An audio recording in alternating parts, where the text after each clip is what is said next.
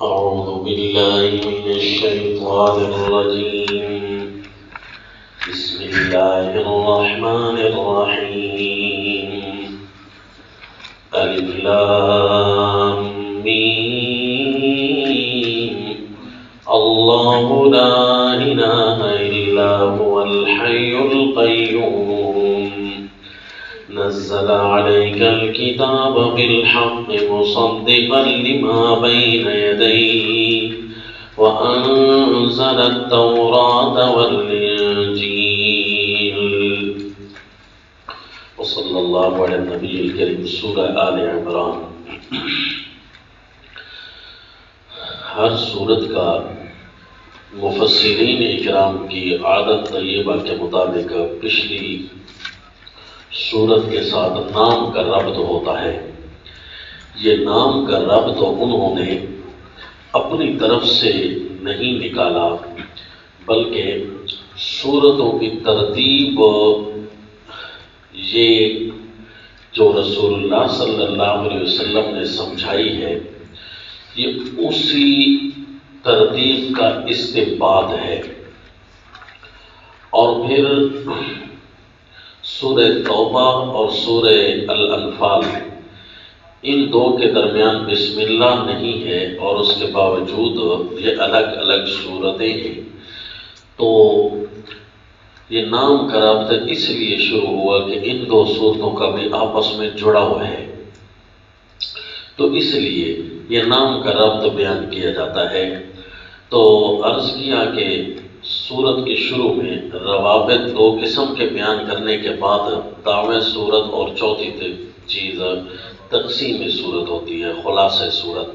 تین چیزیں ہم پہلے بیان کرتے ہیں اور چوتھی چیز جو خلاصہ اور تقسیم سورہ ہے وہ ہم سورت کے آخر میں چونکہ بیان کرتے ہیں تاکہ سب سے پہلے سورت تیار ہو جائے، ذہن نشین ہو جائے، اور اس کے بعد جب خلاصہ پڑھنے لگیں گے تو علی وجہ البصیرہ سمجھ آئے گا انشاءاللہ. جس طرح کہ سورۃ البقرہ کے اندر محنت آپ نے کی اور پھر آپ نے جب آخر میں خلاصہ پڑھا تو آپ کو سمجھ آ گئی.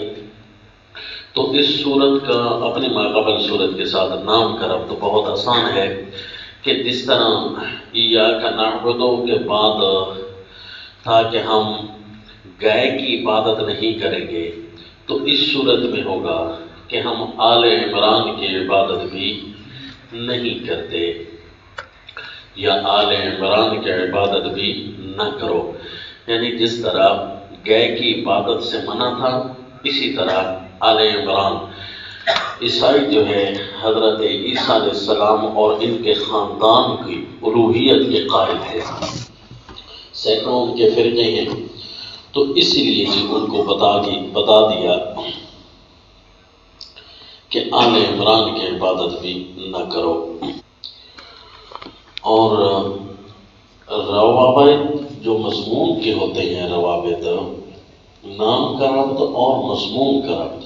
مضمون کے ساتھ ربط یہ ہے، اس کو معنوی ربط کہتے ہیں. اسمی ربط کے بعد معنوی ربط، کہ سورہ البقرہ کے اندر احکام الہیہ کا تذکرہ تھا اور سورہ آل عمران میں قضایا الہیہ کا تذکرہ ہوگا. یہ ہو گیا مضمون کا مضمون کے ساتھ ربط، یعنی معنوی ربط. تیسری چیز ہے جو ایک مشکل ترین امر ہوتا ہے کسی بھی صورت کو سمیٹنے کا، وہ ہے جی دعوی صورت. تو دعوی صورت ایسا جو اشکالات سے پاک ہو، جس طرح کہ پچھلی صورت کا دعویٰ آپ کو لکھایا اور یہ بھی ساتھ تاکید کی تھی کہ دھیان سے لکھنا، اس کے اوپر اشکالات بھی ہونے ہیں اور جوابات بھی آپ نے دینے ہیں. تو وہ اسی طرح اس صورت کا بھی دعویٰ ہے، اور بتایا تھا کہ دعویٰ اپنی طرف سے نہیں تراشنا، بلکہ وہ جو خود قرآن میں موجود ہو، واقعی ہم اس کو نہ لے آئے ہوں، قرآن میں موجود ہو. تو اس سورہ آل عمران کا جو دعویٰ ہے وہ اس کی پہلی آیات ہیں. مثلا اللہ لا الہ الا هو الحی القیوم سے لے کر من قبل ھدی للناس وانزل الفرقان تک یہ دعوی صورت ہے، اسی پر آگے ساری صورت چلے گی۔ اب اس دعوی صورت کو ہم اپنے الفاظ میں ڈھالنے کے لیے، آسان بنانے کے لیے کیا کہیں گے جی؟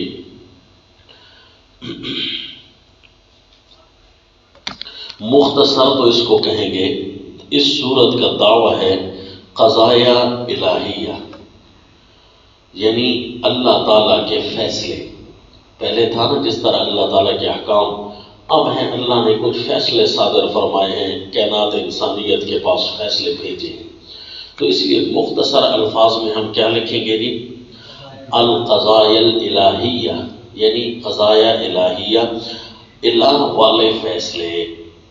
یہ ہوگی مختصر عبارت اللہ لا الہ الا هو الحی القیوم سے لے کر انزل الفرقان تک، ایک لفظ کے اندر سارے دعوے کو ہم نے یاد کرنا ہے۔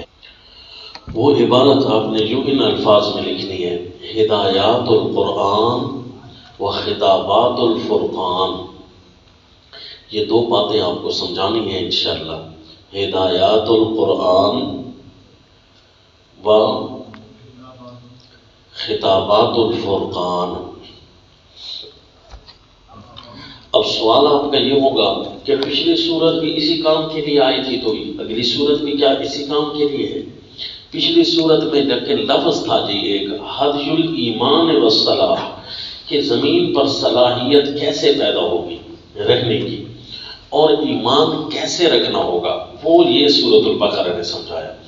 اب ہدایات القرآن کچھ اور ہیں اور خطابات الفرقان کچھ اور ہیں، یعنی ہے تو فرقان اور قرآن ایک چیز، لیکن اللہ کریم نے اس کو الگ الگ بیان فرمایا، تو ہمیں بھی اس کو الگ الگ اصطلاح میں یاد کرنا ہے، کیونکہ اللہ نے جو فرما دیا نزل علیک الکتاب بالحق مصدقا لما، آگے ہدی للناس وانزل الفرقان۔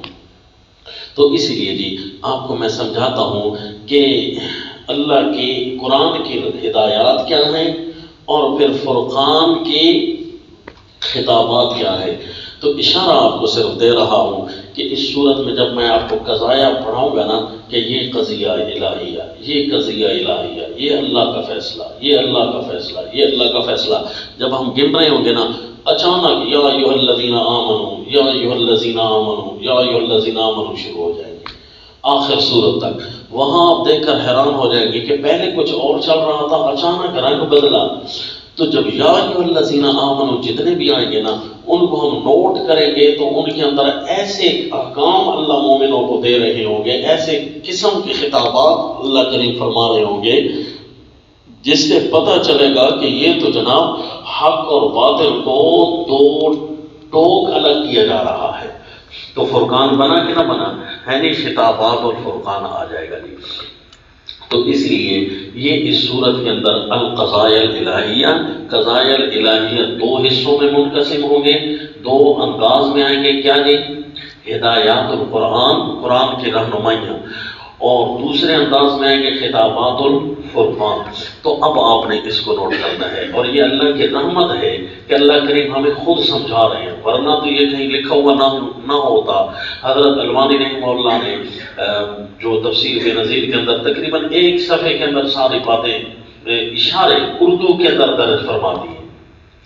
اب ان کو اٹھانا، ان کو کھولنا، محنت کرنا تو بھئی آپ کے ذمہ ہوگا نا جی، تو ہم محنت کریں گے۔ یہ لفظ بھی انہوں نے نہیں لکھے جو میں آپ کو بتا رہا ہوں، تو یہ جو ہے قرآن نے بتائے ہیں۔ یہ کس نے بتائے ہیں؟ کہاں لکھے ہوئے جی؟ قرآن میں لکھے ہوئے ہیں۔ جس طرح میں نے کہا تھا پہل سورۃ البقرہ کے اندر کہ ہدی الایمان والصلاح والزجر عن الکفر والفساد، یہ پہلی 20 آیتوں میں لکھا ہوا ملے گا۔ جس طرح کہ اب بتا دیا کہ انزل الفرقان تک آپ کو یہ لکھا ہوا مل جائے گا۔ اب پڑھیں جی، دیکھتے ہیں کہ سورہ آل عمران کیا کہتی ہے۔ انشاءاللہ آپ کو مزہ آئے گا، لیکن شرط یہ ہے کہ آپ مزے لیں تو صحیح ہو۔ قرآن تو موجود ہے، مزے لینے ہیں آپ نے جی۔ بسم اللہ الرحمن الرحیم، الف لام میم، اللہ اعلم بمرادہ۔ میں نے آپ کو عرض کیا تھا کہ یہ ترجمۃ القرآن کے نکات ہیں کہ اللہ کریم ان سے کیا فرمانا چاہتے ہیں، کیوں اللہ نے یہ نازل کیے ہیں۔ تو وہاں پر نکات اتنے زیادہ چھڑیں گے کہ تقریباً گھنٹہ تو یہیں پر لگ جائے گا. بس اللہ کریم نے ہمیں اس کا معنی نہیں بتایا نا. دورہ تفسیر کا عنوان یہ ہے کہ اللہ کریم ہم سے کہنا کیا چاہتے ہیں. بس چونکہ ہم یہی کوئی سیکھنا بیٹھے ہیں نا تو اپنی طرف سے ہم کوئی تعویلات کرنے کے پابند نہ رہیں. تعویلات اپنی جگہ پر موجود ہیں، ٹھیک ہے نا جی، کیونکہ تفسیر اور تعویل قرآن پاک کی دو قسم کی محنتیں ہیں، تو دونوں محنتیں اپنی اپنی جگہ پر ہوئی پڑی ہیں جی. اللہ اعلم بمرادی، کیونکہ اس صورت میں خود بخود آئے گا کہ اللہ کریم نے ایسی آیتیں بھی نازل کی ہیں کہ جس کا معنی مطالب اللہ نے نہیں بتائے. اور جی اللہ لا الہ الا هو الحی القیوم، اللہ کے نہیں ہے کوئی الہ، نہیں ہے کوئی حاکم مطلق، نہیں ہے کوئی پکار کے لائق. الہ کے دونوں مطلب ہم جب بھی پڑھیں گے نا تو دونوں باتیں آپ کے سامنے آئیں گی. نہیں ہے کوئی حاکم مطلق، نہیں ہے کوئی پکار کے لائق، اللہ مگر وہی اللہ الحی القیوم. یہ دو معنی کیوں کر رہے ہیں جی؟ اس لیے کہ الہ حاکم مطلق کو کہتے ہیں جو کسی کا محتاج نہ ہو، اور خصوصاً اللہ رأس العبادہ الدعا جس کو کہتے ہیں نا پکار، یہ چونکہ تمام عبادات کی بنیاد ہے، رأس ہے، مغز ہے، الدعاء مخ العبادہ، تو اس لیے جی وہاں بھی الہ اللہ ہے. جس طرح ہر کام میں الہ اللہ ہے تو خصوصاً رأس العبادت میں بھی الہ اللہ ہے. تو اس لیے اسپیشل کر کے منع کیا جاتا ہے، حالانکہ پکار الہ کے معنی کے افراد میں سے ایک فرد ہے، چونکہ اہم الفرد ہے نا، تو اس لیے سورہ فاتحہ میں بھی اللہ نے اسی کو کھولا، ایاک نعبد و ایاک نستعین کے اندر الحمدللہ میں حالانکہ سب کچھ آ گیا تھا وہاں بتا چکا. تو اس لیے جی ہم بھی پابند ہیں اسی بات کے کہ الہ کے ہم اسپیشل کر کے معنی کریں گے حاکم مطلق اللہ کی ذات ہے، اور خصوصاً پکار کے لائق بھی جو رأس العبادہ وہ بھی اللہ کی ذات ہے. اور باقی الہکم الہ واحد لا الہ الا هو الرحمن الرحیم کے اندر استقامت کا دوسرا درجہ جو بیان ہوا تھا سورہ بقرہ کے اندر، اگر استقامت پر رہنے والے ہیں تو پھر یہ سبق یاد کرنا ہے. اگر سبق ہی یاد نہ ہو تو پھر استقامت کس چیز کو کہیں گے؟ تو لہذا یاد رکھنا جی استقامت کا دوسرا درجہ یہ بیان ہو چکا ہے کہ الہ حاکم مطلق تمہارا صرف اور صرف اللہ ہے. پھر اللہ نے اس پر کچھ 5 تقریرات بھی فرمائی تھی، ان فی خلق السماوات والارض ومن الناس من يتخذ من دون اللہ اندادا یحبونہم. اگر کسی کو چاہیے نا کہ میں الہ کی ساری باتیں سمجھ جاؤں کس کو الہ کہتے ہیں، تو وہ وَإِلَٰهُكُمْ إِلَٰهٌ وَاحِدٌ کے بعد بیان ہونے والی 5 چیزیں قرآن کی پڑھ لے، اس کو الہ کا سارا مطلب آ جائے گا. اللہ لا الہ الا هو الحی القیوم، الہ تو وہی ہے، حاکم مطلق وہ ہے، الحی ایسا وہ اللہ ہے کہ زندہ ہے، القیوم سب کا تھامنے والا ہے. نزل علیک الکتاب بالحق مصدقا لما بین یدیہ وانزل التوراۃ والانجیل. کہا تھا نا جی اس صورت کا دعویٰ قضائے الالہیہ، اب الوہیت بیان ہو گئی، اب قضائے کی طرف اشارہ ہے. 2 چیزیں ہو جائیں گی نا، القضائے الالہیہ، اب الوہیت اللہ کی بیان ہو گئی کہ الوہیت کس کو کہتے ہیں، کس کی ہے. یہ گائے کی الوہیت نہیں ہے، آل عمران کی الوہیت نہیں ہے، انبیاء اولیاء کے لیے نہ حضرت عیسیٰ علیہ السلام نہ ان کی والدہ نہ گائے کوئی بھی الہ نہیں. اللہ لا الہ الا ہو. وجہ کیا ہے کہ 2 صفتیں الہ میں ہونی چاہیے کہ وہ ہمیشہ سے زندہ ہو، نہ اس سے پہلے کوئی ہو نہ اس کے بعد کوئی ہو. الحی وہ ہے اللہ، القیوم. اچھا ہم اس کو 2 دلائل نہیں کہہ رہے، اس کی وجہ یہ ہے کہ 2 صفتیں ہیں، اصطلاح کے اعتبار سے آپ اس کو 2 دلیلیں بنا سکتے ہیں تو حرج کوئی نہیں ہے. اگر 2 صفات کے ساتھ اگر آپ اس کو دلیلیں 2 بنائیں، جس طرح کے الذی خلق لکم اور الذی جعل لکم خلق اور جعل کے لفظ سے دو دلیلیں آپ کو یا ایھا الناس اعبدوا ربکم کے ساتھ بتائی تھی. تو اسی طرح یہ دو دلیلیں بن گئی جی الوہیت کی، اور ہم اس کو دو صفتیں کہہ رہے ہیں سادے سے، تاکہ ابھی تو دعویٰ بیان ہو رہا ہے نا جی.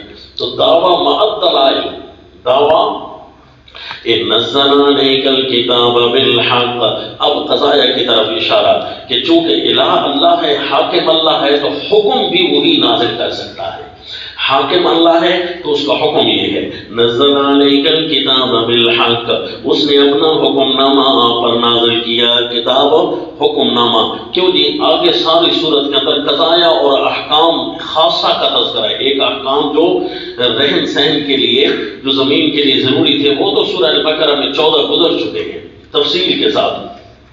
اب یہاں پر جو حکم نامہ ہے اس سے کیا تفصیل ہے وہ آگے پڑھیں گے تو پتہ چلے گا. جی نزل علیک الکتاب بالحق، اس نے آپ پر حکم نامہ نازل کیا ہے ٹھیک ٹھیک. مصدقا لما بین یدیہ وانزل التوراۃ والانجیل، اس حال میں کہ اس کی حالت یہ ہے، حکم نامے کی حالت، کہ وہ ان کے سامنے جو کتابیں ہیں اللہ کی، ان کی تصدیق کرتی ہے. وانزل التوراۃ والانجیل، الہ کی حاکمیت تو یوں اعلیٰ ہے کہ آج بھی اللہ نے قرآن نازل کیا، پہلے بھی اللہ نے اپنے حکم نازل کیے تھے. انزل التوراۃ والانجیل، تورات اور انجیل کی شکل میں. من قبل، اس سے پہلے، یعنی روئے زمین پر اللہ پہلے سے ہی نازل کرتے آ رہے ہیں حکم نامے. اچھا جی، اللہ نے تو بہت سارے حکم نامے نازل کیے، اسپیشل تذکرہ تورات و انجیل کا کیوں آیا؟ حالانکہ زبور بھی تو تھی، اور صحف موسیٰ، صحف ابراہیم کا تذکرہ بھی ملتا ہے. وَإِنَّهُ لَفِي الزُّبُرِ الْأَوَّلِ، کئی زبور کا بھی تذکرہ ملتا ہے.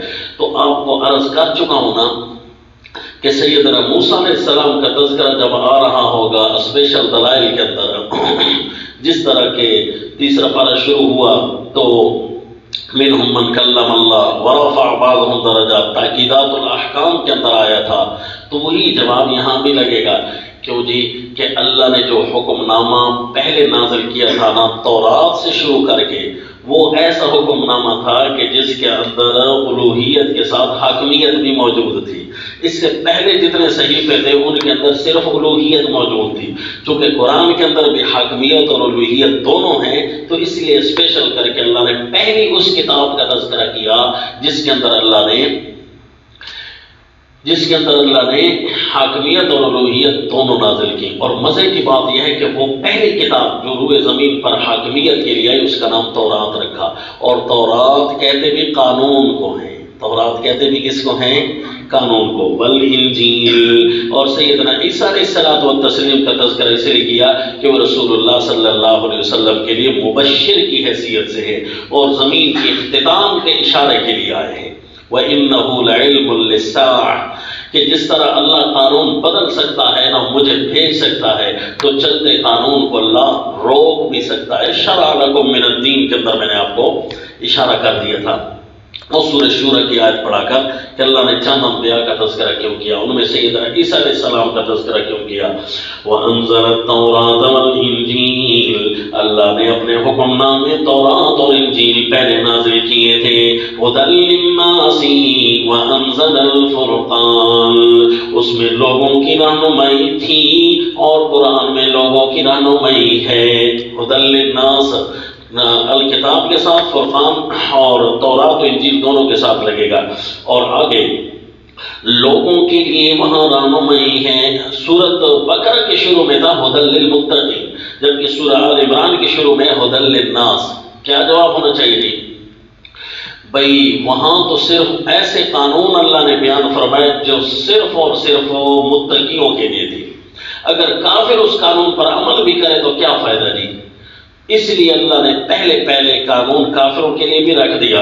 اگر تم یہاں داخل ہونا چاہتے ہو، ہماری ہدایت میں آنا چاہتے ہو، تو یا ایھا الناس اعبدوا ربکم، پہلے اپنے اللہ کی عبادت کا قائل ہونا پڑے گا، پھر ادھر آؤ تمہیں رہنمائی ملتی ہے. پھر اللہ کریم نے ان کو اور صاف یہ بھی اللہ نے مدد کے لیے جملہ نازل کیا تھا کہ ہماری عبادت میں آنے کے لیے ضروری ہے یا ایھا الناس کلوا مما فی الارض حلالا، کہ اپنے پیٹ میں حرام سے تو پہلے رکو نا، اس کے بعد کہ اللہ نے مسلسل مومنوں کی رہنمائی کی ہے۔ تو اس صورت کے اندر اشارہ ہو رہا ہے کہ کچھ قانون آئیں گے عام لوگوں کے لیے بھی، ھدی للناس ہے نا، تو انزل الفرقان کہ اللہ نے حق اور باطل کے درمیان فرق کرنے والی چیزیں بھی نازل کی ہیں۔ تو اس کا مطلب ہے اس صورت کے اندر بھی اللہ کریم نے دو قسم کی چیزیں ہمیں بتانی ہے۔ تو واقعی بھی ہم جب پڑھا عام لوگوں کے لیے کچھ فیصلے اللہ نے نازل کیے، اپنے کچھ احکام اور رہنمائیاں نازل کی، جبکہ خواص کے لیے اللہ نے کوئی اسپیشل حق اور باطل کے درمیان فرق کرنے والے فیصلے ان کے حوالے کیے۔ تو واقعی جب ہم نے پڑھا تو اب جی اس صورت کا دعویٰ ہمیں خود بخود ابتدائی آیات سے مل گیا، ہدایات القرآن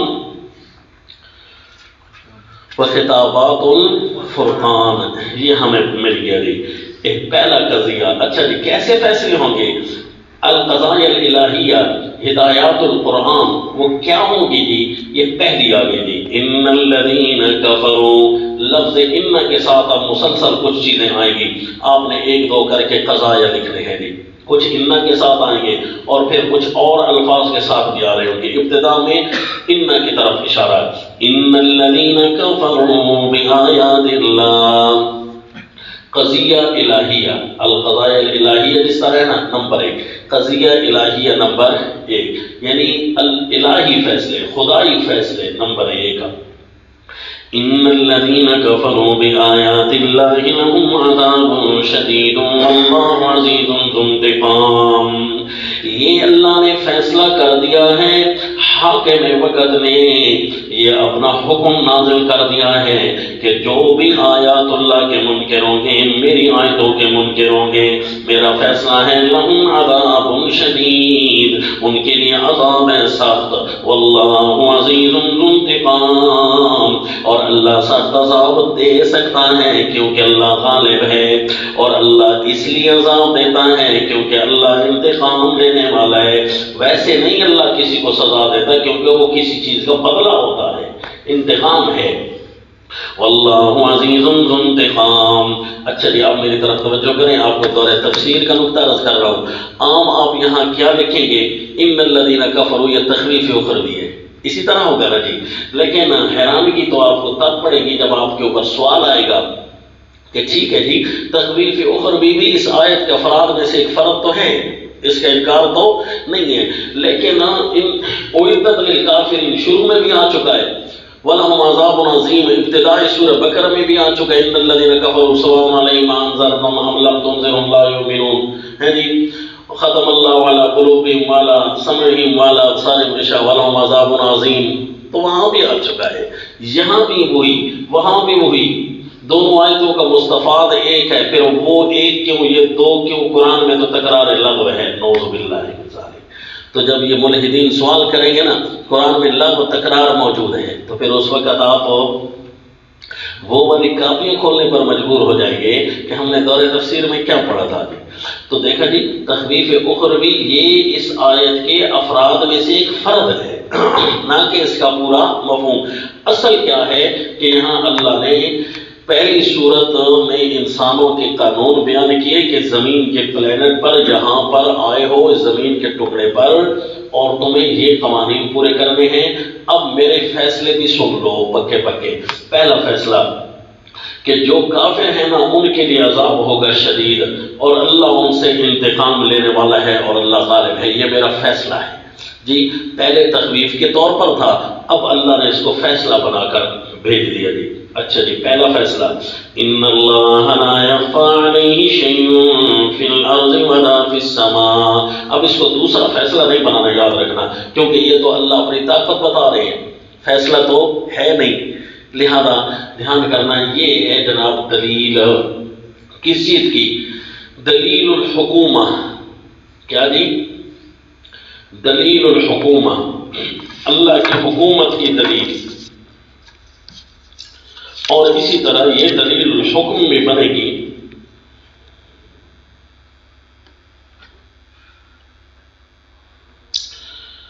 دلیل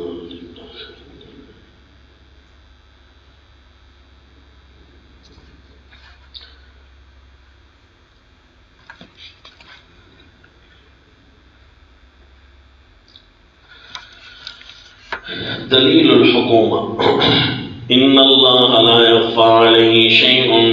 اچھا جی، پہلے ان سے حکم الحاکم اور دوسرے ان سے دلیل الحکومت. حکم الحاکم اور دلیل الحکومت. حاکم کا پہلا حکم، حاکم کا پہلا فیصلہ سن لیا، اب اس کی حکومت کی دلیل کہ میں الہ کیوں ہوں اور میں نے حکم نامہ نازل کیوں کیا ہے. اب یہ بھی تمہیں سمجھاتے چلے، کہیں ایسا نہ ہو کہ کسی کے ذہن میں شیطان وسوسہ یہ ڈال دے کہ اللہ غالب ہے، تو یہ تو پھر زبردستی ہوئی تھی کہ اللہ نے پھر اپنے فیصلے لاگو کرنے شروع کر دیے تھے. تو اللہ کریم سمجھا رہے ہیں، دلیل دی. ان اللہ لا یخفی علیہ شیء فی الارض ولا فی السماء. بے شک اللہ ہی ہے اور کوئی نہیں. لا یخفی علیہ شیء، کہ اس پر کوئی چیز مخفی نہیں ہے، نہ زمین کی پستیوں میں نہ آسمان کی بلندیوں میں. آسمان یعنی بلندی، فی السماء نہ بلندیوں میں کوئی چیز، نہ زمین میں نہ بلندیوں میں. اچھا سماوات تو زیادہ ہیں نا جی، سماوات تو، لیکن سما جب لفظ آ جائے تو ساری چیزوں کو شامل ہوتا ہے. اس کا معنی ہوتا ہے بلندی. زمین پر اور بلندی میں جو بھی چیز ہے وہ مخفی نہیں ہے. اچھا بلندی میں کتنی چیزیں اللہ نے ہمیں دکھائی ہوئی ہیں؟ کتنی چیزیں؟ 7 چیزیں. 7 سماوات ہیں. اچھا وہ 7 چیزیں ہم نے 7 آسمان دیکھے ہوئے جی؟ حالانکہ ہمیں تو ایک آسمان نظر آ رہا ہے. تو اس کی جواب تحقیق آپ پڑھ چکے ہیں کہ ہمیں 7 نظر آتے ہیں، ہمیں 7 نظر آتے ہیں. تو پھر کیا کروں؟ حالانکہ دیکھنا تو چاہیے یہ ایک آسمان ہے جی، لیکن وہاں تحقیق آپ پڑھ چکے ہیں. بھلا کہاں پر؟ ثم استوى الى السماء فسواهن 7 سماوات کے ہمیں 7 نظر کیسے آتے ہیں؟ تو وہاں آپ کو بتایا تھا جی. اور ان اللہ، دیکھا بلندی میں کتنی چیزیں تھیں وہ بھی اللہ سے مخفی نہیں ہیں. زمین میں کتنی چیزیں ہیں وہ بھی اللہ سے مخفی نہیں ہے. اب بتاؤ زمین میں کوئی اور ہے جو حکم نامہ نازل کر سکے؟ جسے پتہ ہی نہیں ہے کہ کائنات ہے کہاں کہاں، تو وہ کیسے حکم بنائے گا؟ جسے پتہ ہونا کہ سب کچھ کہاں کہاں موجود ہے، اس کے لیے کیا کیا چیز ضرورت ہے، تو پھر وہی اپنا حکم نامہ بنا سکتا ہے. یہ دیکھو جی، آسمان و زمین کی چیزیں مخفی ہیں، اللہ کو کیسے پتا ہے؟ اس پر 2 تنویریں اللہ نے پیش کی ہوا ہوا کے لفظ سے. تو ہوا ہوا کے لفظ سے جو چیز پیش ہوتی ہے اس کو دلیل ہویت کہتے ہیں نا ہم منطق کی اصطلاح میں، کہ واقعی دلیل، حقیقت کا جائزہ، حقیقت کا جائزہ. ما ہوا کے جواب میں کیا چیز آتی ہے؟ یہ وہی ہوا ہے. والذی یصورکم، اللہ تعالیٰ کی صفت علم کی دلیل ہویت اللہ بیان فرما رہے ہیں. 2 تنویر بیان کی اس پر. والذی یصورکم فی الارحام کیف یشاء. زمین میں چیزیں تو بہت ساری ہیں، چلو ہم تمہیں ایک ایسی چیز بتاتے ہیں، وہ جو ارحام ہوتی ہیں، مادہ کے رحم. مادہ کئی جانوروں پر مشتمل ہے، انسان ہیں، جانور ہیں، بہت ساری چیزیں ہیں جی. ان رحم مادر کے اندر صورتیں اللہ پھر بنا رہا ہوتا ہے. مرغی کا انڈا ہے، انڈے کے اندر چوزا ہے، چوزے کی ایک شکل خاص دینی ہے، ترتیب دینی ہے. اسی طرح انسان ہے، رحم مادر کے اندر ہے. اور فی ظلمات ثلاث ہے، اور سورہ زمر میں بیان ہوا فی ظلمات ثلاث، 3 اندھیروں میں ہے. وہاں اندھیروں میں بھی جو صورتیں دے سکتا ہے، اس کا مطلب ہے زمین کی چیزوں کو اس کو اتنے تک پتا ہے. اس چیز ایک بتائی، یعنی بیان جزئی کی اور دعویٰ کلی تھا. تنویر اور روشنی اسی پر ڈالی کہ ساری چیزیں زمین کی مجھے ایسی پتہ ہے کہ ایک ایسی جزئی بتاؤں گا کہ جس سے کل سمجھ آ جائے گا. حالانکہ جز سے کل سمجھ آیا نہیں کرتا، لیکن جز سے کل کیسے سمجھ آ گیا کہ ایک ایسی چیز جو 3 اندھیروں میں پرورش پائے، وہ تو ہے ایک انسان کا رحم.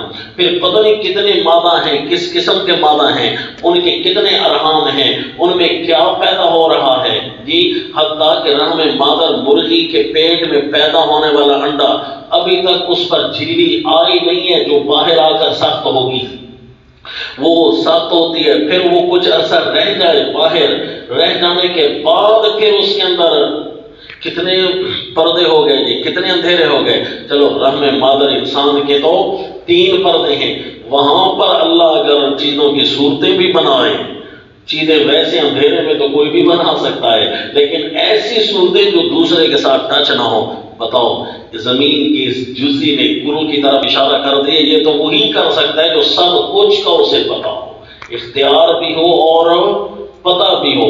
تو یہ اللہ نے ایسی دلیل دے دی جی، دلیل حکومت کہ میری حکومت کیوں ہے، میں حاکم مطلق کیوں ہوں، یہ تمہیں سمجھ آ گئی پہلی تنویر سے۔ پہلی تنویر سے کیا سمجھ آیا جی ہمیں؟ کیا سمجھ آیا جی ہمیں کیا سمجھ آئے؟ وہ اس آیت کے آخر میں لکھا ہے لا الہ الا ہو العزیز الحکیم۔ ہمیں یہ سمجھ آیا کہ اللہ کے علاوہ کوئی اور حاکم مطلق نہیں ہے، صرف اسے پتہ ہی نہیں بلکہ غالب بھی ہے اپنے حکم پر، جو چاہے کر سکتا ہے۔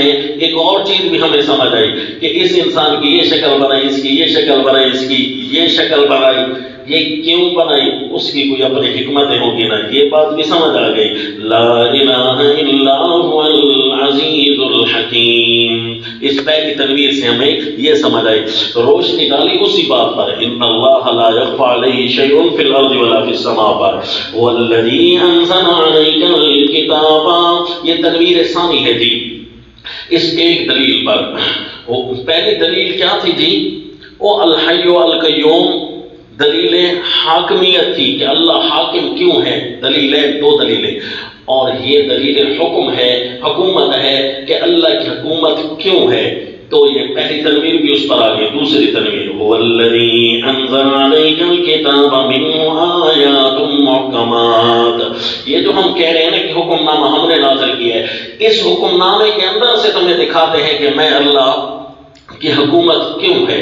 یہ دیکھو اس حکم نامے کو جو ہم نے آپ پر نازل کیا، اس کی آیات دیکھو گے تو 2 قسم کی نظر آئے گی، منہ آیات محکمات ہن ام الکتاب، اس میں کچھ آیتیں ایسی آیتیں ہیں محکمات جن کا معنی واضح ہے، پکا ہے، واضح ہے، جن کا معنی ہن ام الکتاب، وہ کتاب کا اصل ہے، وَأُخَرُ مُتَشَابِهَاتٌ، اور دوسری آیتیں وہ ہیں جو ان کے معنی آپس میں ملتے جلتے ہیں، جن کے معنی واضح نہیں بلکہ معنی آپس میں ملتے جلتے ہیں، متشابہات۔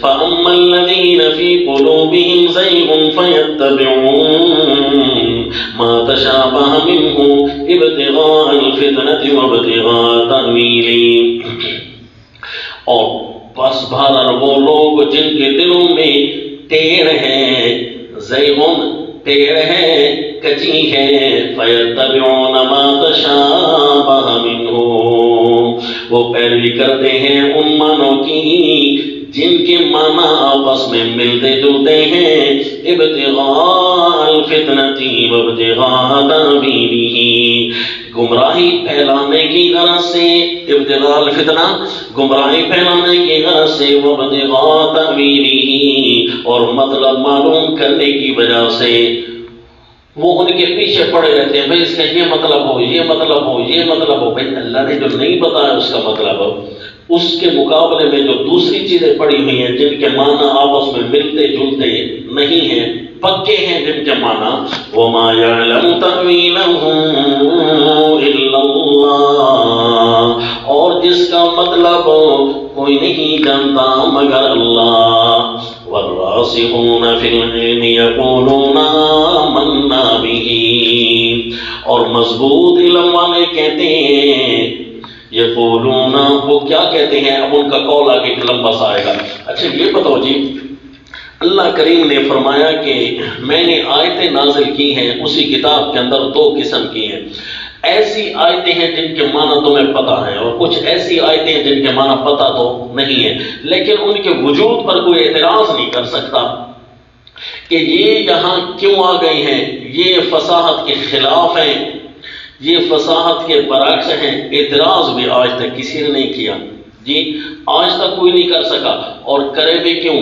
کیونکہ جو پہلے تو اسے یہ بتانا پڑے گا کہ فصاحت کے اعتبار سے یہاں کیا چیز آنی چاہیے تھی، جی تو پھر اس کا مطلب ہے یہ بندوں کی وسعت میں نہیں ہے۔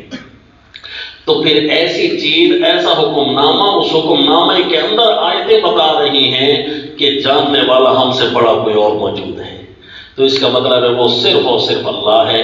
وَمَا يَعْلَمُ تَأْوِيلَهُ إِلَّا اللَّهُ، اس کی تعویل اور مطلب تو صرف اور صرف اللہ جانتے ہیں۔ یہ الگ بات ہے کہ جن کے دلوں میں ٹیڑھ ہے نا، بجائے اس کے کہ وہ یہ سبق حاصل کرتے کہ اللہ ہی عالم الغیب ہے، اللہ ہی سب کچھ جانتا ہے، لہذا حاکم مطلق وہ ہے، حکومت اسی کی ہے، یہ سمجھنے کے بجائے وہ اس کے معنی کی تلاش میں پڑے رہتے ہیں، حالانکہ اس کا معنی اللہ کے علاوہ کسی کو نہیں پتا۔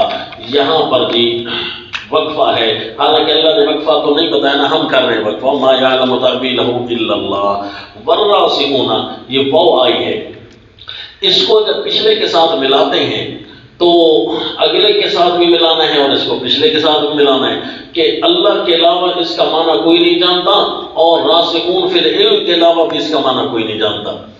حالانکہ والراسخون فی العلم کا تعلق آگے بھی ہے، تو آیت کی منشا کے بھی خلاف ہو جائے گا اگر راسخون فی العلم کو ساتھ شامل کریں تو۔ آیت کی منشا تو یہی ہے کہ اللہ کی ہی علم کی دلیل دینی تھی، جی تو راسخون فی العلم اس کے اندر شامل ہونا یہ معنی قوی نہیں ہے، یہ معنی مرجوح ہے۔ جس نے بھی کیا ہو معنی یہی ہے کہ آیات متشابہ کا علم اللہ کے علاوہ اور کسی کے پاس نہیں ہے۔ والراسخون فی العلم، اچھا یہ جملہ پھر اما الذین فی قلوبہم، یہ تھوڑا سا زجر آیا ان لوگوں پر جو کہ حکم نامے کے اندر ٹیڑھے انداز سے داخل ہونے کی کوشش کرتے ہیں، چھوٹا سا زجر، اور زجر کے مقابلے میں اللہ نے تعریف کی ہے راسخون فی العلم کی، کہ جو علم میں زیادہ ہوتے ہیں نا وہ کہتے ہیں ہمیں نہیں پتا، ہونا تو یہ چاہیے تھا نا جو علم میں زیادہ ہوتے ہیں وہ کہ ہمیں پتا ہے، تو جو علم میں زیادہ ہونا وہ کہتا ہے ہمیں نہیں پتا، یعنی وہ مضبوط علم والے ہیں۔ یہ اللہ ان کی تعریف کر رہے ہیں کہ ان کی کم از کم علم میں یہ بات آئی ہے کہ اللہ کون ہے، ان کو یہ تو کم از کم پتا ہے کہ اللہ کون ہے، اس حیثیت سے وہ راسخ فی العلم ہے۔ جسے یہ پتا ہونا اللہ کون ہے تو پھر اسے یہ بھی پتا ہوتا ہے اللہ وہ ہے جسے کوئی نہیں پا سکتا، اللہ کی ذات وہ ہے جس کا مقابلہ کوئی نہیں کر سکتا۔ العجز عن ترک ذات ادراکو، اس اعتبار سے اللہ کریم نے مضبوط فی العلم فرما رہے ہیں، العجز عن ترک ذات ادراکو، کہ اللہ کی ذات کے علم کے بارے میں یہ بات سمجھ جانا کہ یار یہ ہماری جگہ نہیں ہے کہ ہم یہاں پہنچ سکیں، اس بات کو سمجھ جانا حقیقی علم یہی ہے۔ بس یہ کہنا کہ میں اللہ کو نہیں پہچان سکتا، یہی اللہ کی پہچان ہے کہ اللہ وہ ہے جسے کوئی پا نہیں سکتا۔ لا تدرک الابصار یقولون آمنا بہ، وہ دو باتیں کرتے ہیں، نمبر ایک اقرار کرتے ہیں اور نمبر دو طلب استقامت کرتے ہیں۔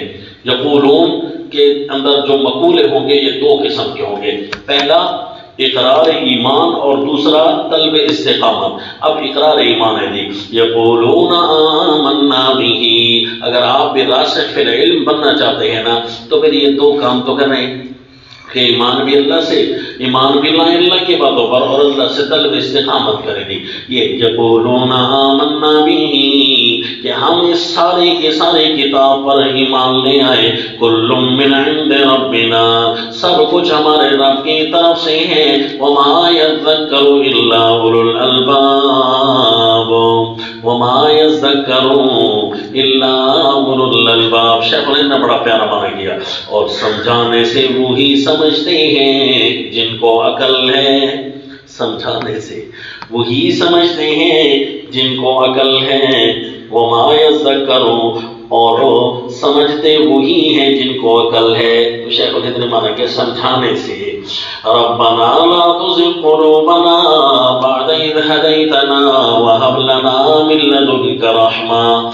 اور طلب استقامت کے اندر بھی پھر دو باتیں ہیں، یہ طلب استقامت آ گئی، طلب استقامت کے اندر بھی دو باتیں ہیں، ایک کہ وہ ہدایت پر پختگی مانگتے ہیں، اور دوسرا کہ اللہ تعالیٰ کے حاکم اعلیٰ ہونے، قیامت کے دن تک کے لیے اللہ تعالیٰ کے حاکم میں مطلق ہونے کا اعلان بھی کرتے ہیں۔ طلب استقامت، استقامت اس چیز کو کہتے ہیں کہ دنیا میں بھی ہدایت پر رہے اور آخر تک بندہ اللہ تعالیٰ کی حکومت کا اعلان کرتا رہے، اس کو استقامت کہتے ہیں۔ کیونکہ استقامت کے دو درجے آپ پیچھے پڑھے تھے نا سورہ البقرہ کے اندر، یہی دو درجے بیان ہو رہے ہیں۔ ربنا لا تزغ قلوبنا بعد اذ ہدیتنا وہب لنا من لدنک رحمہ، اے رب ہمارے نہ پھیر ہمارے دلوں کو بعد اذ ہدیتنا، بعد اس کے جو آپ ہمیں ہدایت کر چکے، اللہ ہماری جو رہنمائی کر چکے ہیں۔ اللہ مومنوں کی رہنمائی کر چکے ہیں جی، کہاں؟ اور سورۃ البقرہ کے اندر 14 احکام کے ساتھ اللہ نے رہنمائی کر دی تھی۔ اے اللہ جب تو ہماری رہنمائی کر چکا ہے، اے اللہ ہمارے دلوں کو نہ پھیرنے دینا، وَهَبْ لَنَا مِن لَدُنْكَ رَحْمَةً، اور عنایت کر ہم کو اپنے پاس سے خصوصی مہربانی۔ یعنی ہم بعض اوقات بندے ہو کر ان آداب کو نہیں برقرار رکھ سکیں گے اللہ جو تیری کتاب کے آداب ہیں، یا تیرے ساتھ معاملات کرنے کے جو آداب ہیں نا، اے اللہ ان سے کمی تو یقیناً ہوگی۔ اللہ خصوصی رحمت کا سوال کرتے ہیں۔